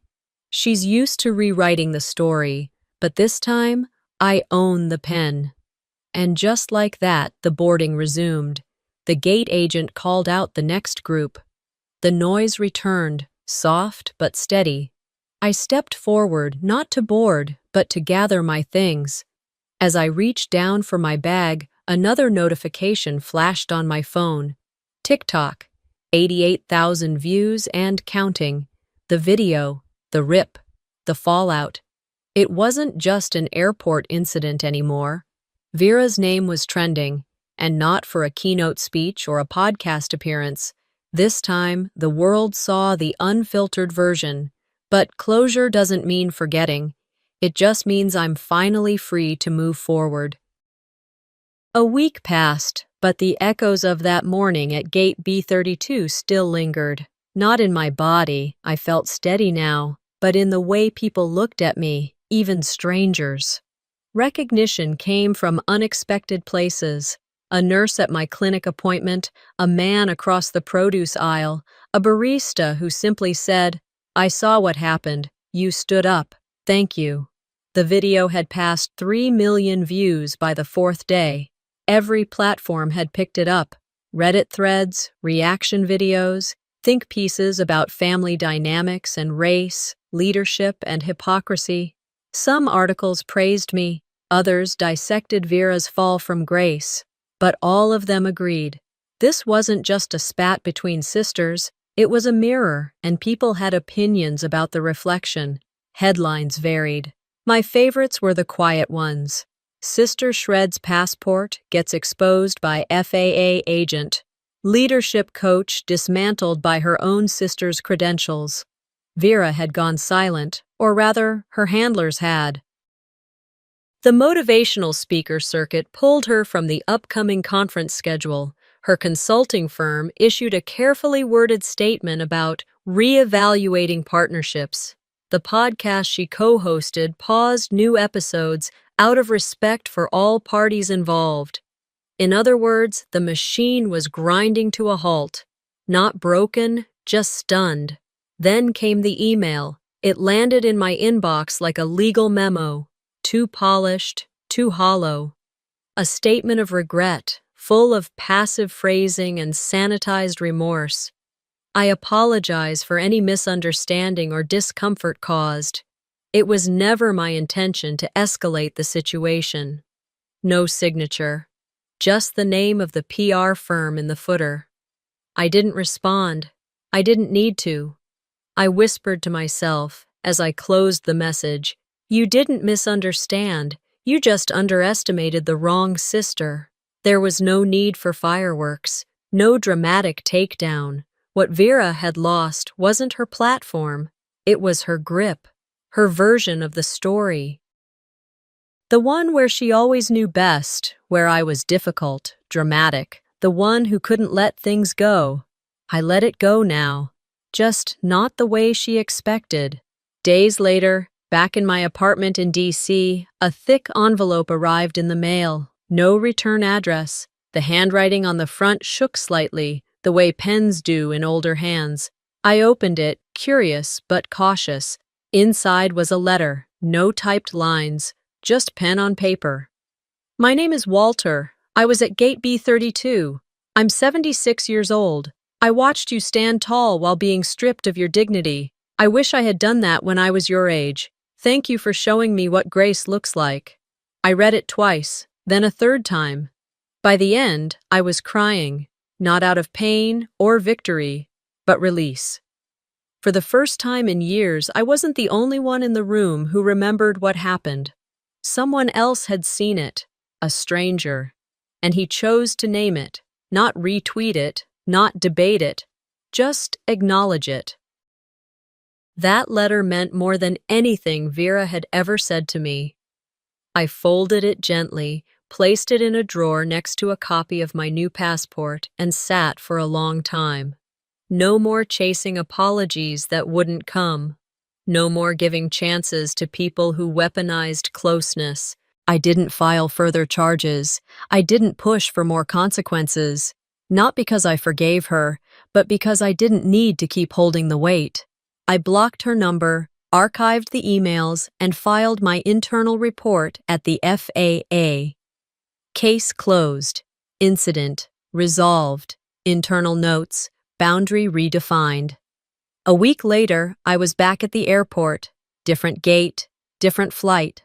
No family this time. Just me. I wore a navy blue blazer, not to prove anything, just because it felt like mine again. The gate agent scanned my ID, paused, then smiled. "Inspector Barrett, welcome back." I returned the smile, tucked my passport into my coat, and said simply, "It's good to be seen." I didn't expect peace to feel so quiet. 1 month after the airport incident, I found myself standing in the doorway of a modest, sunlit townhouse just outside the city. Inside, the hum of conversation was low, warm, the kind that floats between coffee cups and quiet embraces. It was a small memorial gathering for my mother, organized by a few of our cousins and family friends. Vera wasn't here. She hadn't been invited. There was no ceremony, no printed programs, no grand displays of grief, just a framed photo of my mother in her favorite garden hat perched on the fireplace mantel. Her smile was faint, but it looked real, unlike the ones we'd forced for family portraits all those years. I set a plate of lemon cookies on the table near the window and nodded at Malis, who was arranging flowers next to the photo. She met my eyes and gave me a soft smile, one of those rare moments where nothing needed to be said. For the first time in a long time, I wasn't bracing for a jab, a sigh, or a sideways glance. No one was waiting for me to prove I belonged. They asked about my work and they listened. They laughed at my stories, not at me. I hadn't earned a seat at this table. I had chosen it. That was the difference. Later, while others chatted in the kitchen, I slipped into the den and sat down in front of the photo. I studied her eyes for a long moment, letting the room fade behind me. My mother had always been composed, warm but measured. She loved her daughters, but she never stepped into the storms between us. She said, "Let them work it out, even when the winds bent trees." I leaned forward slightly, voice low. "You taught me how to hold still," I said, "how to keep things from falling apart." I exhaled. "But you didn't teach me when to walk away." I didn't blame her. Not really. She had been a woman of her generation. Silence was survival. But I was not obligated to inherit that silence. From my pocket, I took out a folded slip of paper. The letter from Walter. It had yellowed slightly, the ink softened by time, but I kept it close. He had seen me, not as a victim or a headline, but as a person. Sometimes, that's all you need. As I returned to the kitchen, my phone buzzed. Another message from Vera. I didn't open it. I didn't need to. I'd heard enough over the years. The backhanded concern, the hollow justification, the version of me that only existed in her retellings. I deleted the voicemail before it finished playing. I was trying to protect the family's image. You took it public. You've always been dramatic. No, I had been silent for years, but I was never the one who broke anything. I just stopped pretending nothing was broken. A few days later, I was back in my office at the FAA. The calendar on my wall showed my next assignment, a mentorship program for junior inspectors. It felt right, full circle, but forward. My assistant popped in, holding a folder. There's an invitation to the Leadership Women's Summit next quarter. They want you to speak. I laughed gently. That same conference Vera had once headlined, back when her name carried weight instead of questions. No need, I said. Let them keep their platform. I'll build my own. On the morning of my next departure, I packed light. A folder of notes, a fresh badge, my repaired passport. As I walked through the airport, not as a sibling, not as someone's daughter, but as a woman wholly herself, I passed by a terminal window. The reflection stared back, same face, same eyes, but no longer waiting to be invited. I smiled, not for the mirror, but for myself. Some stories don't end with apologies or reunions. Some end with a woman reclaiming her own name and never handing it back. Some stories don't end with a loud fight or a tearful reunion. Sometimes they end with someone quietly choosing peace over permission and finally being seen for who they are. Have you ever had to reclaim your voice in a family that kept rewriting your role? Share your story in the comments. And if you found strength in this one, don't forget to like, subscribe, and stay tuned for more true stories of quiet courage and powerful comebacks. Hello, my name is Daisy, and I died 6 months ago. At least, that's what my sister told everyone. They held a funeral, collected the insurance money, and smiled into cameras like I'd been a lovely little chapter. Closed. But I wasn't dead. I was watching. From the cold water I was pushed into by the same sister who gave a speech at my funeral, and the man who helped her. He kissed my forehead before they threw me overboard. Ever wondered what it feels like to come back from your own death, only to see your family celebrating? Yeah, me too. The knock came just after I started believing I was finally safe. I had been standing on the small balcony of our stateroom, gripping a half-full glass of Pinot like it was the last anchor I had. The ocean hummed gently under the ship, a soft lullaby, the kind that makes you think, maybe things aren't so bad. Maybe it really is possible to reset. That was the whole point of this cruise, after all. Family bonding, Vera had called it, her voice syrupy, a chance to rebuild what we lost. But that phrase, rebuild what we lost? I didn't remember Vera ever losing anything. I remembered losing a childhood, a voice, a name that meant anything outside of being someone's little sister. I'd booked the cruise out of Charleston myself, paid for most of it too, said it was my birthday present to us. Vera called it extravagant but still smiled in all the photos. Cillian had packed 2 books he never opened and kept checking his phone, said work was following him onto the sea. I let it go. I was tired of being the one who always asked the questions. But that dinner should have been a red flag so bright it burned. The ballroom had shimmered that night. Waiters moved like ghosts, music soft, almost like it was afraid to interrupt the illusion. Vera stood and made a toast. To Daisy, she said, to the one who always sees the best in others. You deserve to be remembered. I laughed awkwardly. I'm not dying, Vera. She smiled at me, that tight-lipped kind of smile she'd perfected since we were kids. Of course not, she said, clinking her glass against mine. Cillian leaned over and whispered, she means legacy, you know, making a mark. But later, in the quiet of our room, that word remembered wouldn't leave me alone. I turned when the knock came. The sound was soft, 3 little taps, like someone trying not to be heard. When I opened the door, Cillian was standing there, shirt slightly wrinkled, hair wet from a shower. He smiled in that casual, practiced way of his. You up for some air? He asked. It's our last night out here. I nodded and slipped on my sweater. We didn't speak much as we walked the deck.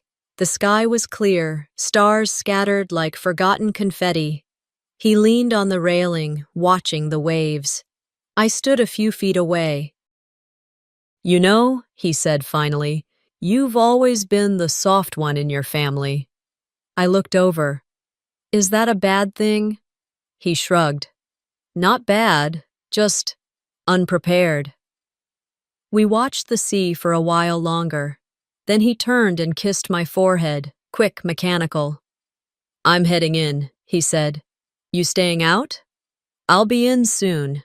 He walked off, and I stayed, fingers curled tight around the metal railing. Something about that moment, it felt final, like I'd been filed away. The next morning, we docked. That's when I saw it. An email forwarded by Jenna, a friend from work. The subject line, "In loving memory of Daisy Broderick." I opened it on instinct. Inside was a message from Cillian, addressed to my coworkers, my friends, even my old professor from community college. His words made my stomach flip. "Daisy was the most generous soul," he wrote. "She gave everything, expected nothing, and left this world better than she found it. I was the luckiest man to love her." I stared at it. We were still on the ship. I hadn't even packed my suitcase. Jenna's message followed. "I didn't want to forward this. I didn't know how to respond. I'm so sorry." I didn't reply. I couldn't. I read the email again and again, each word sticking like thorns. Left this world. Expected nothing. And then, "The funeral will be private, as per her family's wishes." My family's wishes. The water outside the window glittered like it had secrets. I pressed the phone to my chest, breath caught somewhere between disbelief and clarity. I'd always wondered what it would take to see people's true selves. Apparently, dying did the trick. I stayed silent that evening, didn't ask questions, didn't confront anyone. I just watched. Watched Cillian hand his suitcase to the porter. Watched Vera snap one last selfie at the port. Watched the two of them pretend I wasn't watching.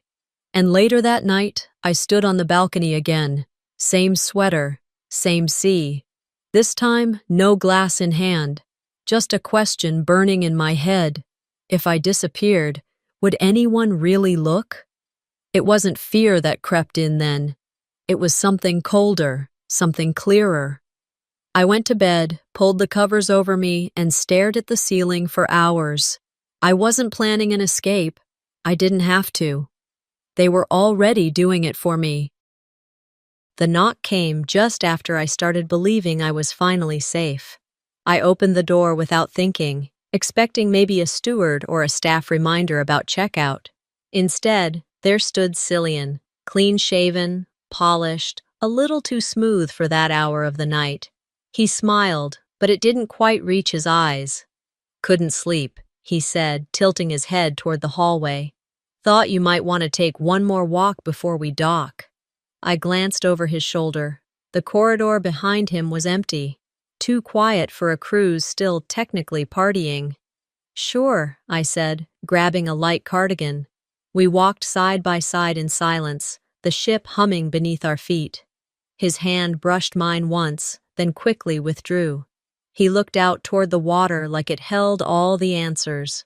That same Atlantic I'd watched all week, wondering if I had finally done something right bringing this family together. When we reached the top deck, it was nearly deserted. A few leftover champagne flutes clinked on a cart. The ocean wind was gentler than I expected, considering what it was about to carry.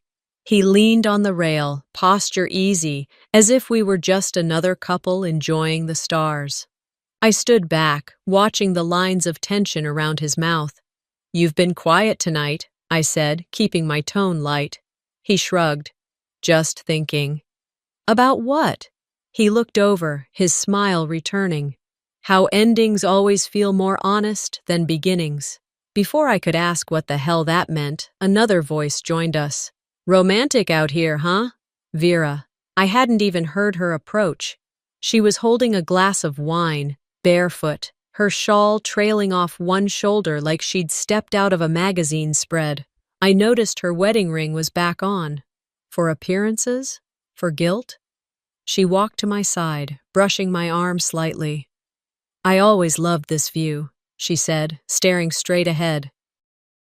"It's good to close old chapters on calm seas." That line, it scraped something raw inside me. I suddenly felt outnumbered, like this wasn't just an impromptu stroll. Vera turned to me.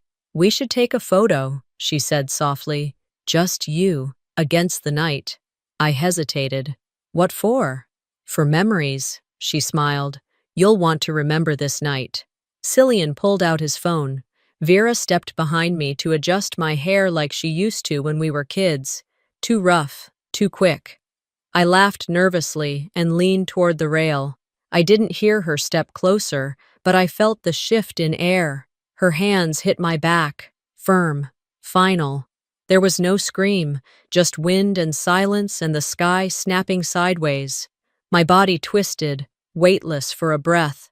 I saw stars above and white foam below, spinning, then black. Everything went soundless, no splash, just cold, freezing, cutting. I opened my eyes underwater, salt burning, limbs flailing like they didn't belong to me. I didn't know which way was up. I kicked hard, lungs shrinking, until I saw shimmer, moonlight rippling through. My chest screamed for air. I broke the surface, coughing, gasping. The ship was already pulling away. They didn't look back. I treaded water for what felt like a lifetime. Every part of me ached. Every second I spent floating was another second they probably high-fived their plan into motion. Birthday trip, loving sister, accidental tragedy. I tried yelling once. Nothing answered but the tide. That's when I remembered something. My mother's voice from a night long ago when I cried about losing at school and Vera winning some science fair prize she didn't deserve. "You don't have to be like them," she had whispered, brushing my hair. "Just stay kind." I laughed in the water, hollow, bitter. Even kindness can be used against you. Hours passed. The horizon shifted colors. Eventually, a soft glow appeared. Faint, moving toward me. A fishing boat. I waved weakly, slapping water. A man's voice shouted. 2 men pulled me up. My knees buckled on the deck. Someone wrapped a jacket around me. I couldn't feel my fingers. I couldn't feel anything. They asked questions. I didn't answer. I just stared at the sea. They wanted me gone. So I'll disappear. For now. They erased me from the world. Now I'd erase the lies they built on my name. The fishing boat dropped me off just before dawn near a sleepy inlet town outside Savannah. The older man who steered it had eyes like tired sand. He didn't ask too many questions, just handed me a jacket and said, "God must have plans for you. Folks don't survive that kind of fall." He pointed me toward a diner with warm lights and a sign flickering, "Open." I thanked him, my voice cracked like old paper. The first person I spoke to since I fell. Inside, I sipped weak coffee and forced down a dry biscuit while the waitress stared at me. Not unkindly, more like she was trying to figure out if I was running to something or from everything. "I don't have money," I finally said, "but I need help." She nodded toward the corner booth. "Sheriff comes in around 6. You'll want to talk to him." At 6:07, he walked in. White hair, heavy boots, coffee before conversation. When I approached, his eyes scanned my face, the borrowed clothes, the bruises still blooming on my arms. "Name?" he asked. I hesitated. "Daisy Broderick." He frowned, flipped open his notepad. "ID? I don't have one." "Phone?" "No."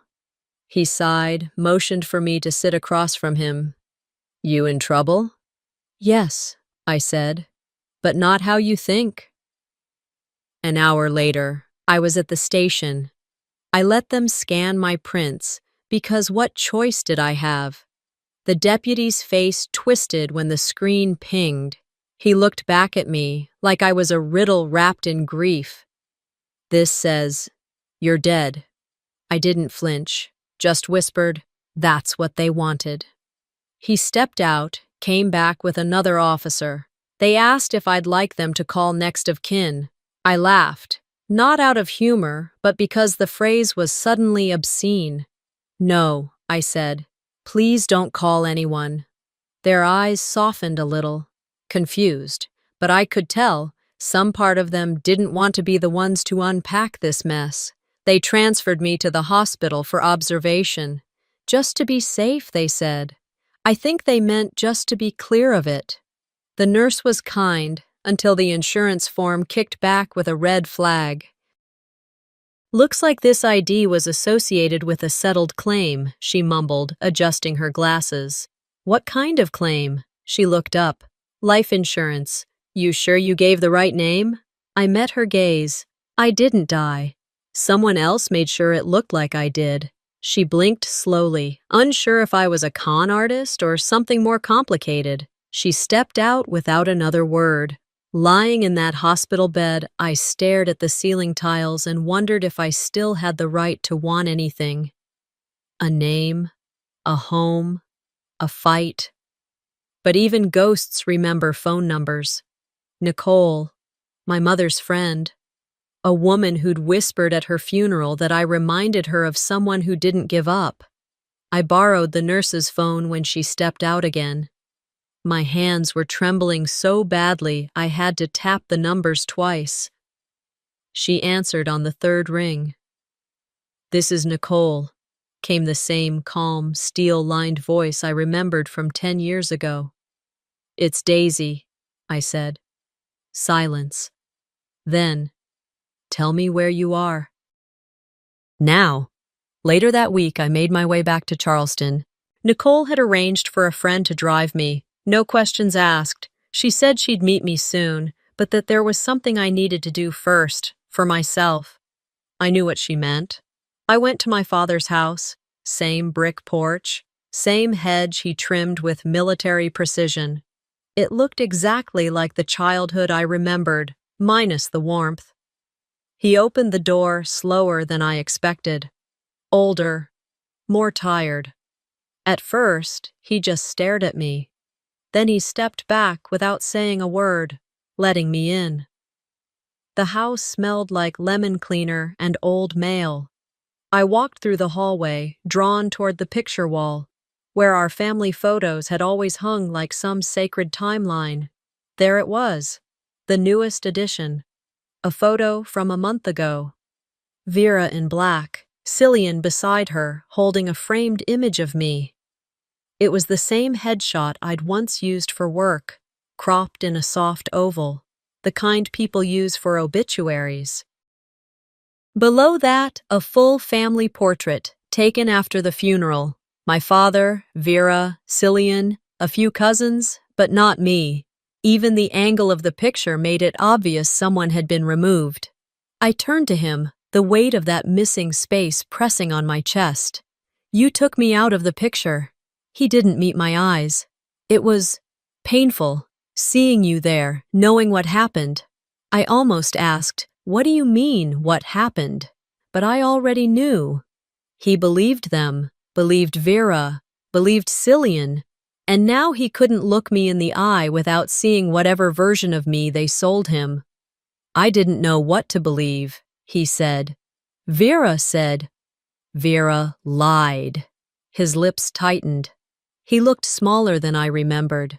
The man who once taught me to ride a bike now seemed unsure of his own steps.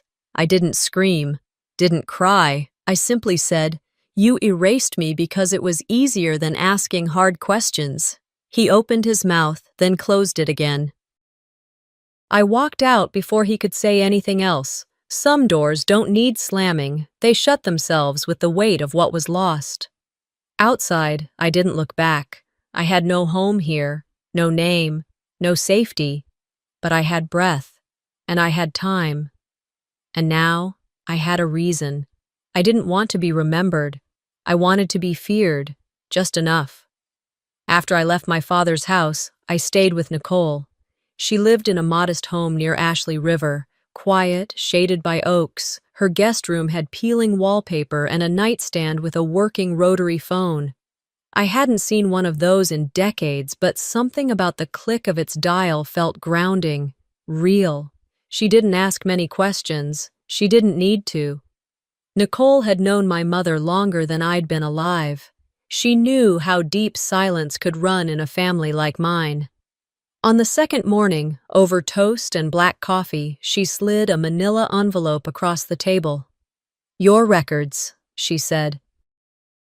As much as I could get through legal back channels, inside were copies, driver's license, birth certificate, tax filings, even a high school yearbook photo. I hadn't seen that face in so long. Rounder cheeks, straighter teeth, brighter eyes. I barely recognized her, but tucked inside was something else. A printout of a life insurance policy dated 6 months before the cruise. Policyholder, Daisy M. Broderick. Beneficiary, Cillian Broderick. Witness, Vera S. Alcott. Nicole didn't say anything. She didn't have to. I stared at the paper for a long time. The signatures looked authentic because they were mine.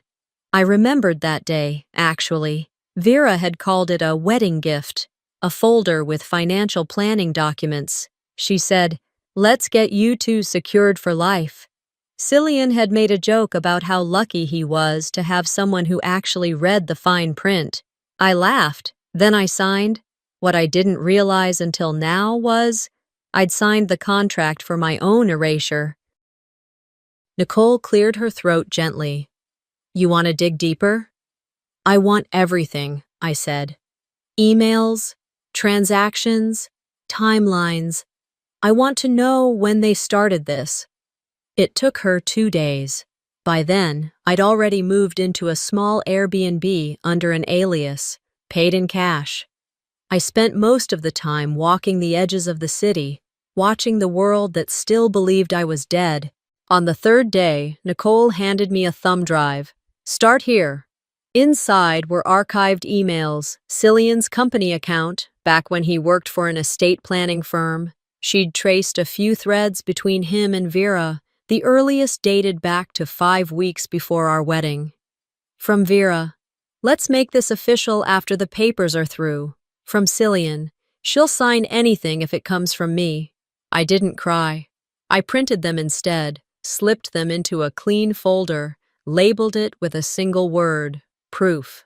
Later that night, I lay in bed and let the memories come. Our wedding day, the pale blue sky, Vera's too long speech that made more people laugh than cry, and then afterward, back in the suite, Cillian handed me an envelope. "Sign these," he said, "just confirming our joint stuff. My lawyer prepped it earlier." I'd been half-dressed, laughing, high on champagne. "You want me to do paperwork now?" "Come on," he grinned. "Let's make this marriage official." I'd rolled my eyes and signed. No wonder he'd framed the wedding photo so carefully. The smile in that picture wasn't love, it was closure on a contract. The next morning, Nicole drove us to a bank just outside downtown. She had posed as my financial advisor. We both knew my name wouldn't pull up normally in their system anymore. She chatted up the clerk, flashed a fake badge from the Consumer Trust Department, said we needed to verify an account linked to a life insurance deposit made on July 3rd. The clerk returned, flustered, and said, "It was paid out 3 days before the reported accident." I felt my stomach turn. They hadn't waited for me to die. They'd pulled the trigger assuming they were already clear. In the car, Nicole didn't speak. She didn't need to. I stared at the dashboard clock, watching the minutes tick by like a metronome of rage. That night, I stayed up, writing. I composed a short letter. "Vera, enclosed is a copy of the payout form. Your signature is lovely, mine's better. Next time, forge less convincingly. I'm not your asset anymore. No name, no return address. just a white envelope addressed to her spa's headquarters. The next morning, I walked it to a mailbox myself. I stood there a moment after dropping it in, letting the sound of it landing settle into my chest like the click of a locked door. She might not panic right away, but she would pause. That was enough for now. And the first time I saw the necklace, I nearly threw up right there on the ballroom floor. It was a week after I'd sent Vera that envelope, the one with the forged student loan paperwork and the simple note, "I may have been dead, but your debt wasn't." I didn't expect a response. I didn't need one. But I knew Vera. She wouldn't go quiet. She'd flinch, then double down. That's how she played every hand growing up. Smile, stall, strike harder. Nicole and I had decided I'd start rebuilding what was mine, legally, publicly, quietly. The best way to make them sweat was to show up in places they thought were safe. That's how I ended up at the Charleston Heritage fundraiser. It was hosted at the Magnolia Grand, a hotel that practically reeked of inherited wealth and curated smiles.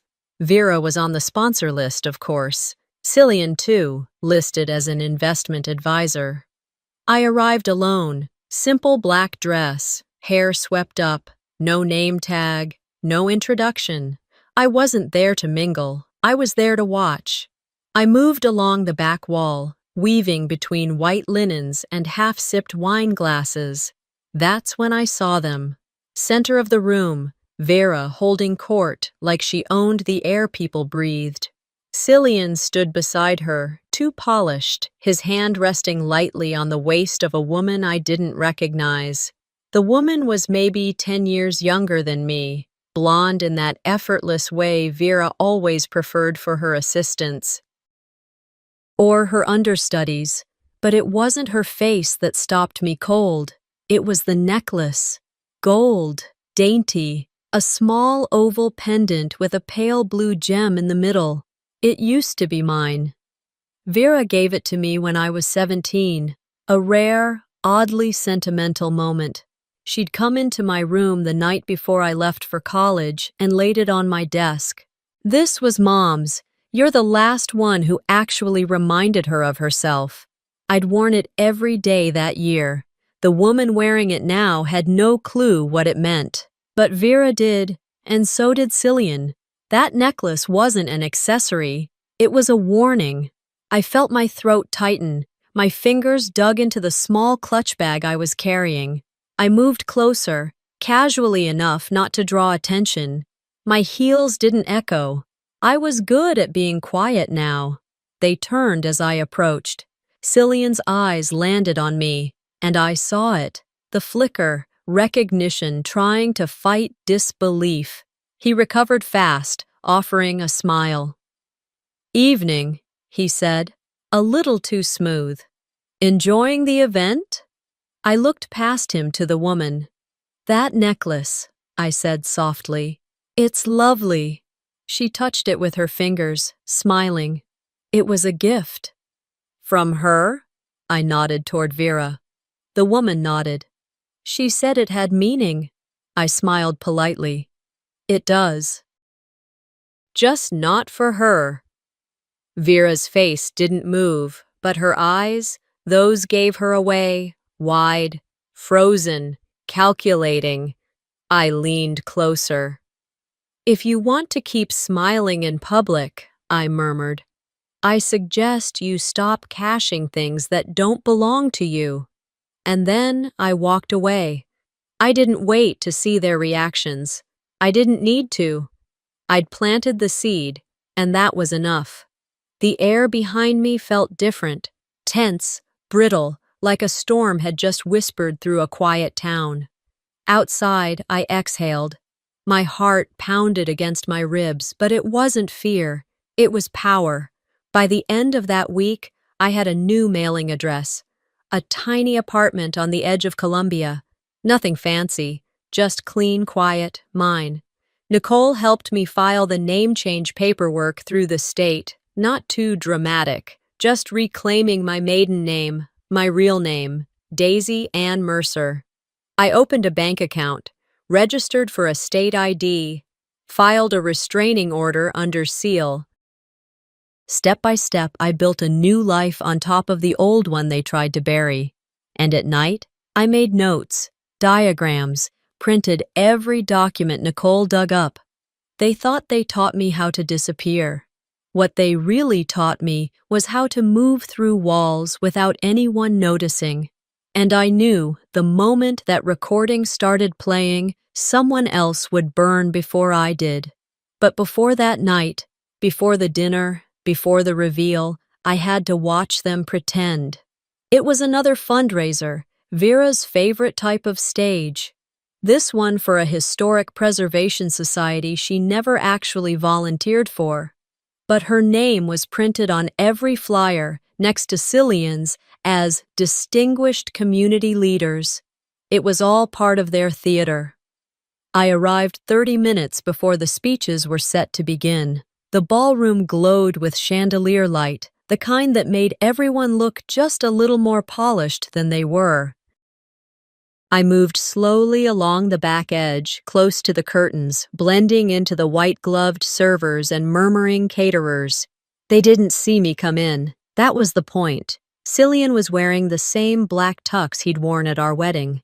Vera looked like money incarnate, gold dress, hair in a flawless updo, too perfect lipstick.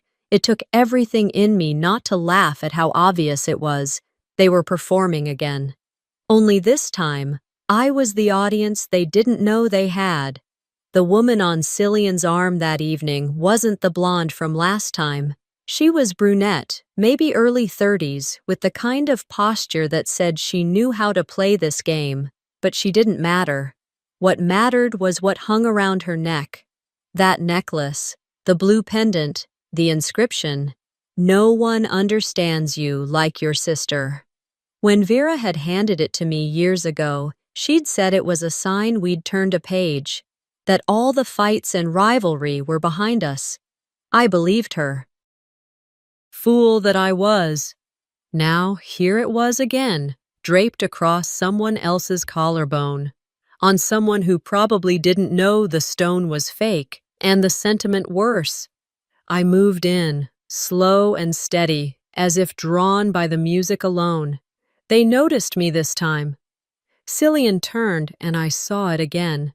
That hesitation, like his brain didn't quite accept what his eyes were telling him. The woman holding his arm smiled warmly. "That necklace," I said, keeping my voice gentle. "It looks antique." She touched it instinctively, like a reflex. "It was a gift from a close friend." Vera's smile didn't move. Her eyes locked on mine, unreadable. I nodded slowly. Some gifts carry stories, some carry debts. I'd be careful near open water. No one laughed. Cillian's jaw shifted. Vera's fingers tightened on her wine glass. I turned and walked away. I didn't need a scene. I didn't need an audience. I'd left the message. I wanted them thinking, not reacting. The next morning, I found a note slipped under my apartment door. The envelope had no return address, but I knew the handwriting. Vera always looped her V's too tall. Inside, a folded sheet of monogrammed stationery. "You've made your point. Don't push this further. We all mourn in our own way. V." I read it once, then again, and smiled. She was worried. Good. I lit the note over my stove and dropped it into the sink. Later that afternoon, I opened the box I'd been avoiding. It held what was left of my old life: photos, letters, birthday cards, and one small album of our mothers. Vera had offered to digitize the whole thing years ago. She scanned and saved everything, except for the pages with me in them. I burned most of it that night, not in some dramatic ritual, just slowly, page by page, in the fireplace of my rented apartment. I kept only one picture, me and Mom. I was 5. She was brushing my hair on the front porch. We weren't looking at the camera. We didn't need to. That photo went into my wallet. The rest turned to ash. I wasn't mourning anymore. I was preparing. The truth was, they didn't bury me in the ocean. They buried me in lies. Now, it was their turn to drown. And then came the day she stood in cuffs, and all I did was watch. But it didn't start that way. It started quietly, methodically, like all things I'd learned to do since coming back. 3 weeks before Vera's arrest, I had walked into a private fundraising dinner under the name Delia M. Mercer, a donor's guest with just enough fake polish and just enough borrowed charm to get a seat near the back. Hair dyed darker, clothes conservative, not too plain, not too flashy. I didn't want anyone noticing me for the wrong reasons. It was being hosted at the Seabrook Club, an old money enclave just outside Charleston, the kind of place with fresh-cut orchids on every table and staff trained not to speak unless spoken to. Vera was scheduled to speak about legacy giving, a phrase that tasted like rust in my mouth now. Nicole had helped secure the reservation. I'd posed as a minor foundation advisor, said I was vetting speakers for an upcoming event in Charlotte. The story held up. Money always made people nod. I didn't go there just to listen. Tucked in the small pocket of my apron was my phone, recording quietly. A directional mic clipped to the inside seam. I'd tested the placement for days, practiced how I'd lean in when I'd refill water, how close I could get without drawing attention. When Vera arrived, she was radiant in the way only liars can be. Crisp navy suit, pearls that didn't catch the light too much, and a voice like honey over gravel. I waited. I served. I stood behind her chair while donors whispered praise, money promises, campaign suggestions. And then, after her second glass of wine, she leaned back in her seat and said the thing I'd prayed for and feared I'd hear. She was too soft, Vera laughed, swirling her drink. Too stupid to swim in this world. Someone had to push her. The words floated out so casually. A few people chuckled. One woman made a face, unsure if it was a joke. Vera didn't clarify. She just sipped and turned to talk to the man beside her. That was all I needed. 2 days later, Nicole called. She had tracked down a video posted by a tourist from the cruise ship. It hadn't gone viral, just buried in a long vlog about ocean views and food. But near the 6-minute mark, there it was. A grainy clip of 2 women standing near the ship's rail. One figure stepped behind the other. A sudden shift. Then just open water. We watched it in silence. I didn't breathe until Nicole whispered, "This is it." We layered the audio from Vera's confession over the video, matched the timing, adjusted levels. It didn't need to be perfect. It just needed to feel real. And then we posted it. Anonymous. We didn't add hashtags, didn't send it to press. We just let it sit, quiet and hungry, waiting for the internet to do what it does best. Within 48 hours, the views crossed 10,000, then 100,000. Within a week, Vera's name was trending for all the wrong reasons. Comments poured in. She murdered her sister and showed up at the funeral in designer heels. Murderer in Chanel. Tell me again how you fell off a boat, Daisy? Vera's publicist released a statement calling it malicious editing and an attack on a grieving family. Cillian was notably absent from any defense. I received a text the night after the video hit 500,000 views. Unknown number. Whatever you think you've won, it won't last. I stared at it for a full minute. Then I opened my email and forwarded the original uncut audio file to my attorney. No subject, just a single sentence in the body. It doesn't need to last, it just needs to hit. I didn't sleep that night. I didn't need to. I was already wide awake. And still, the only voice I truly needed to hear was hers, the one I'd never hear again. It was late October. Charleston's morning air had turned crisp, the kind that clung to your coat and whispered fall into your bones. I arrived early at the downtown convention center, walking in through the loading dock entrance as part of the audio-visual staff. That's how I got in. They wouldn't have let Daisy Broderick in through the front. Not after what Vera had said about her. Not after what Cillian hadn't said at all. I wore a simple blazer, hair pinned back, no makeup, blended in like I'd always been trained to do, by them. The spa conference had drawn a decent crowd. Vera was scheduled to give the keynote on resilience and sisterhood. I didn't laugh when I saw the program, just highlighted it with a red pen and waited. I took a seat in the shadows along the back wall. The room buzzed. Smells of coffee and overly sweet pastries filled the air. Attendees sipped and nodded along to a moderator's intro before Vera took the stage, framed by digital slides of smiling women and ocean retreats. She began smoothly, as always. "I know what it means to fall and rise again," she said, "to rebuild not just your brand, but your heart." I almost choked on the word heart. At the 5-minute mark, the screens behind her flickered. Twice, people looked around. She faltered, just for a second, then continued. The next slide loaded, then glitch again. But this time, it didn't reload. The screen darkened completely. Then it started. The tourist video. First, the grainy footage of the cruise ship deck. 2 figures, one in white, one in navy, one step, one shove, a body disappearing into the Atlantic. Gasps. And then, overlaid perfectly in sync, Vera's drunken voice from the dinner recording. She was too soft, too stupid to swim in this world. Someone had to push her. Silence hit the room like a slap. Chairs creaked. Someone dropped their coffee. Vera stood frozen at the podium. A woman in the 3rd row raised her phone and hit record. More followed. Whispers swelled into a hum. I stood slowly, not dramatic, just tall. Her eyes found mine. It was the first time she saw me since the cruise.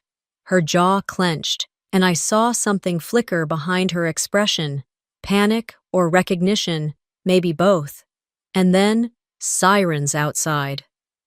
The side doors opened, and 2 officers entered, crisp and deliberate.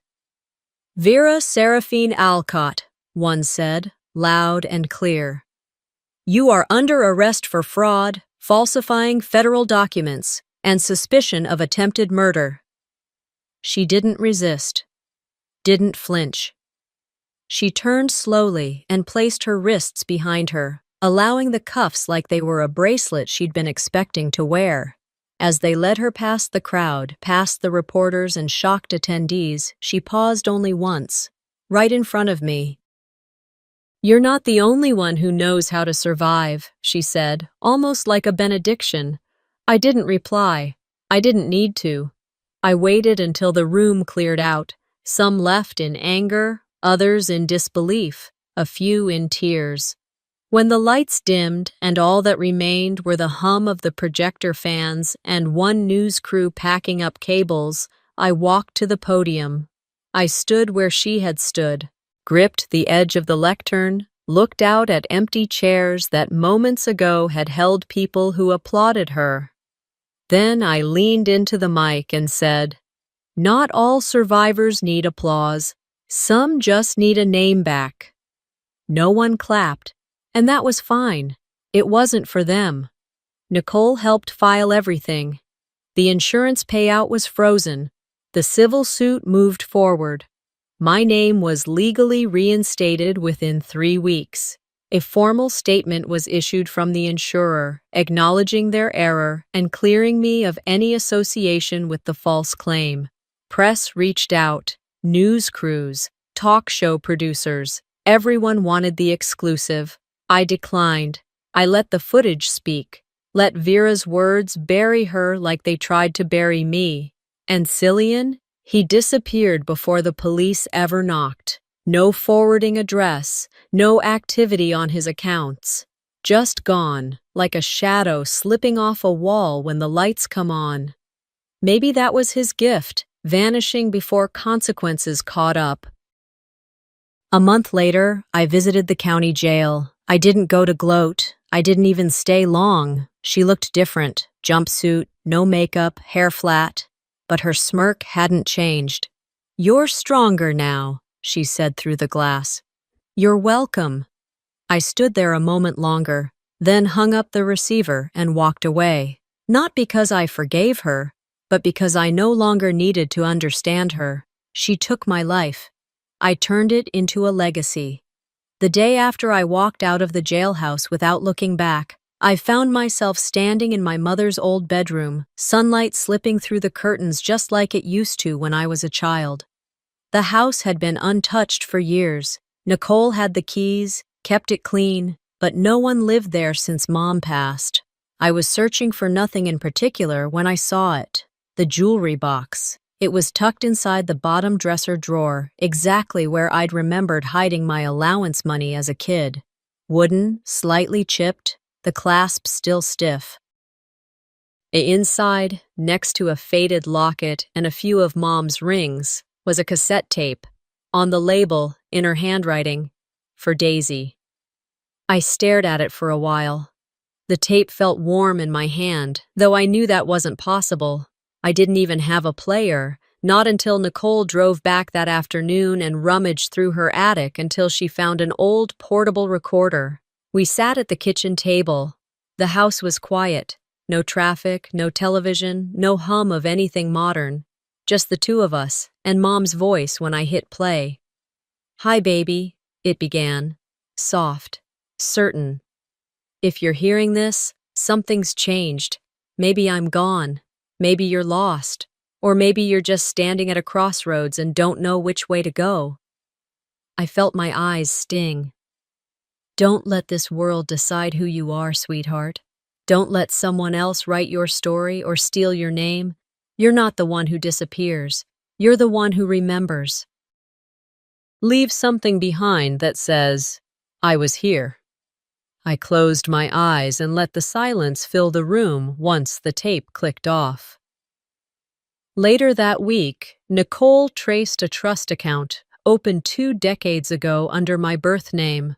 A modest sum, nothing that would change the world. But enough to start something. That's how the Quiet Sister Project began. A foundation built for women like me, those erased by family systems, dismissed by silence, buried under the weight of others' legacies. We launched support groups, legal advocacy partnerships, and eventually, small weekend retreats. I didn't put my face on it. There were no interviews, no podcasts, no book deals, just quiet work and a name that mattered again. Daisy Mercer. No hyphen, no husband's name, no sister's shadow. As for them, Vera was sentenced to 8 years. Parole might shave it down to 5. She made one statement during the trial: "I did what I had to do." Her attorney called it a misguided business decision. Cillian vanished. There's a federal warrant, but no one's seen him. His accounts are frozen, his car abandoned in Georgia. Occasionally, I'll get a call from some agency or reporter asking if I've heard from him. I always say the same thing. I don't chase ghosts anymore. I moved into a small house near Edisto Beach. It's nothing like the home I grew up in. And that's the point. This one's filled with light. Real light. No family portraits in the hallway. Just one picture in my office. Me and Mom on the swing out front, her arm around me, my smile real. Some mornings, I sit there with a mug of coffee and reread the mission statement of the foundation. I ask myself, quietly, if Mom would have been proud. And then I remember, she always was. She just didn't get the chance to say it out loud. Not all survivors need applause. Some of us just need the space to build something honest, something that can't be bought, edited, or insured. They tried to write me out, not just out of the will or the pictures or the documents, but out of memory, out of value, out of being someone worth fighting for. But here's the thing about stories. They don't stop at betrayal. They grow beyond it. I thought surviving meant proving I was still breathing, but it meant more than that. It meant finding my own voice and using it to lift others like me. She pushed me into the sea, but I came back not to punish. I came back to build. They wrote me out of the story. So I wrote a new one, stronger, louder, mine. Some stories aren't just about survival. They're about taking back what was stolen, piece by piece. Daisy didn't come back for revenge. She came back to rebuild. And maybe that's the real power, not in punishing the people who broke you, but in refusing to let them define your ending. What would you do if your own family tried to erase you?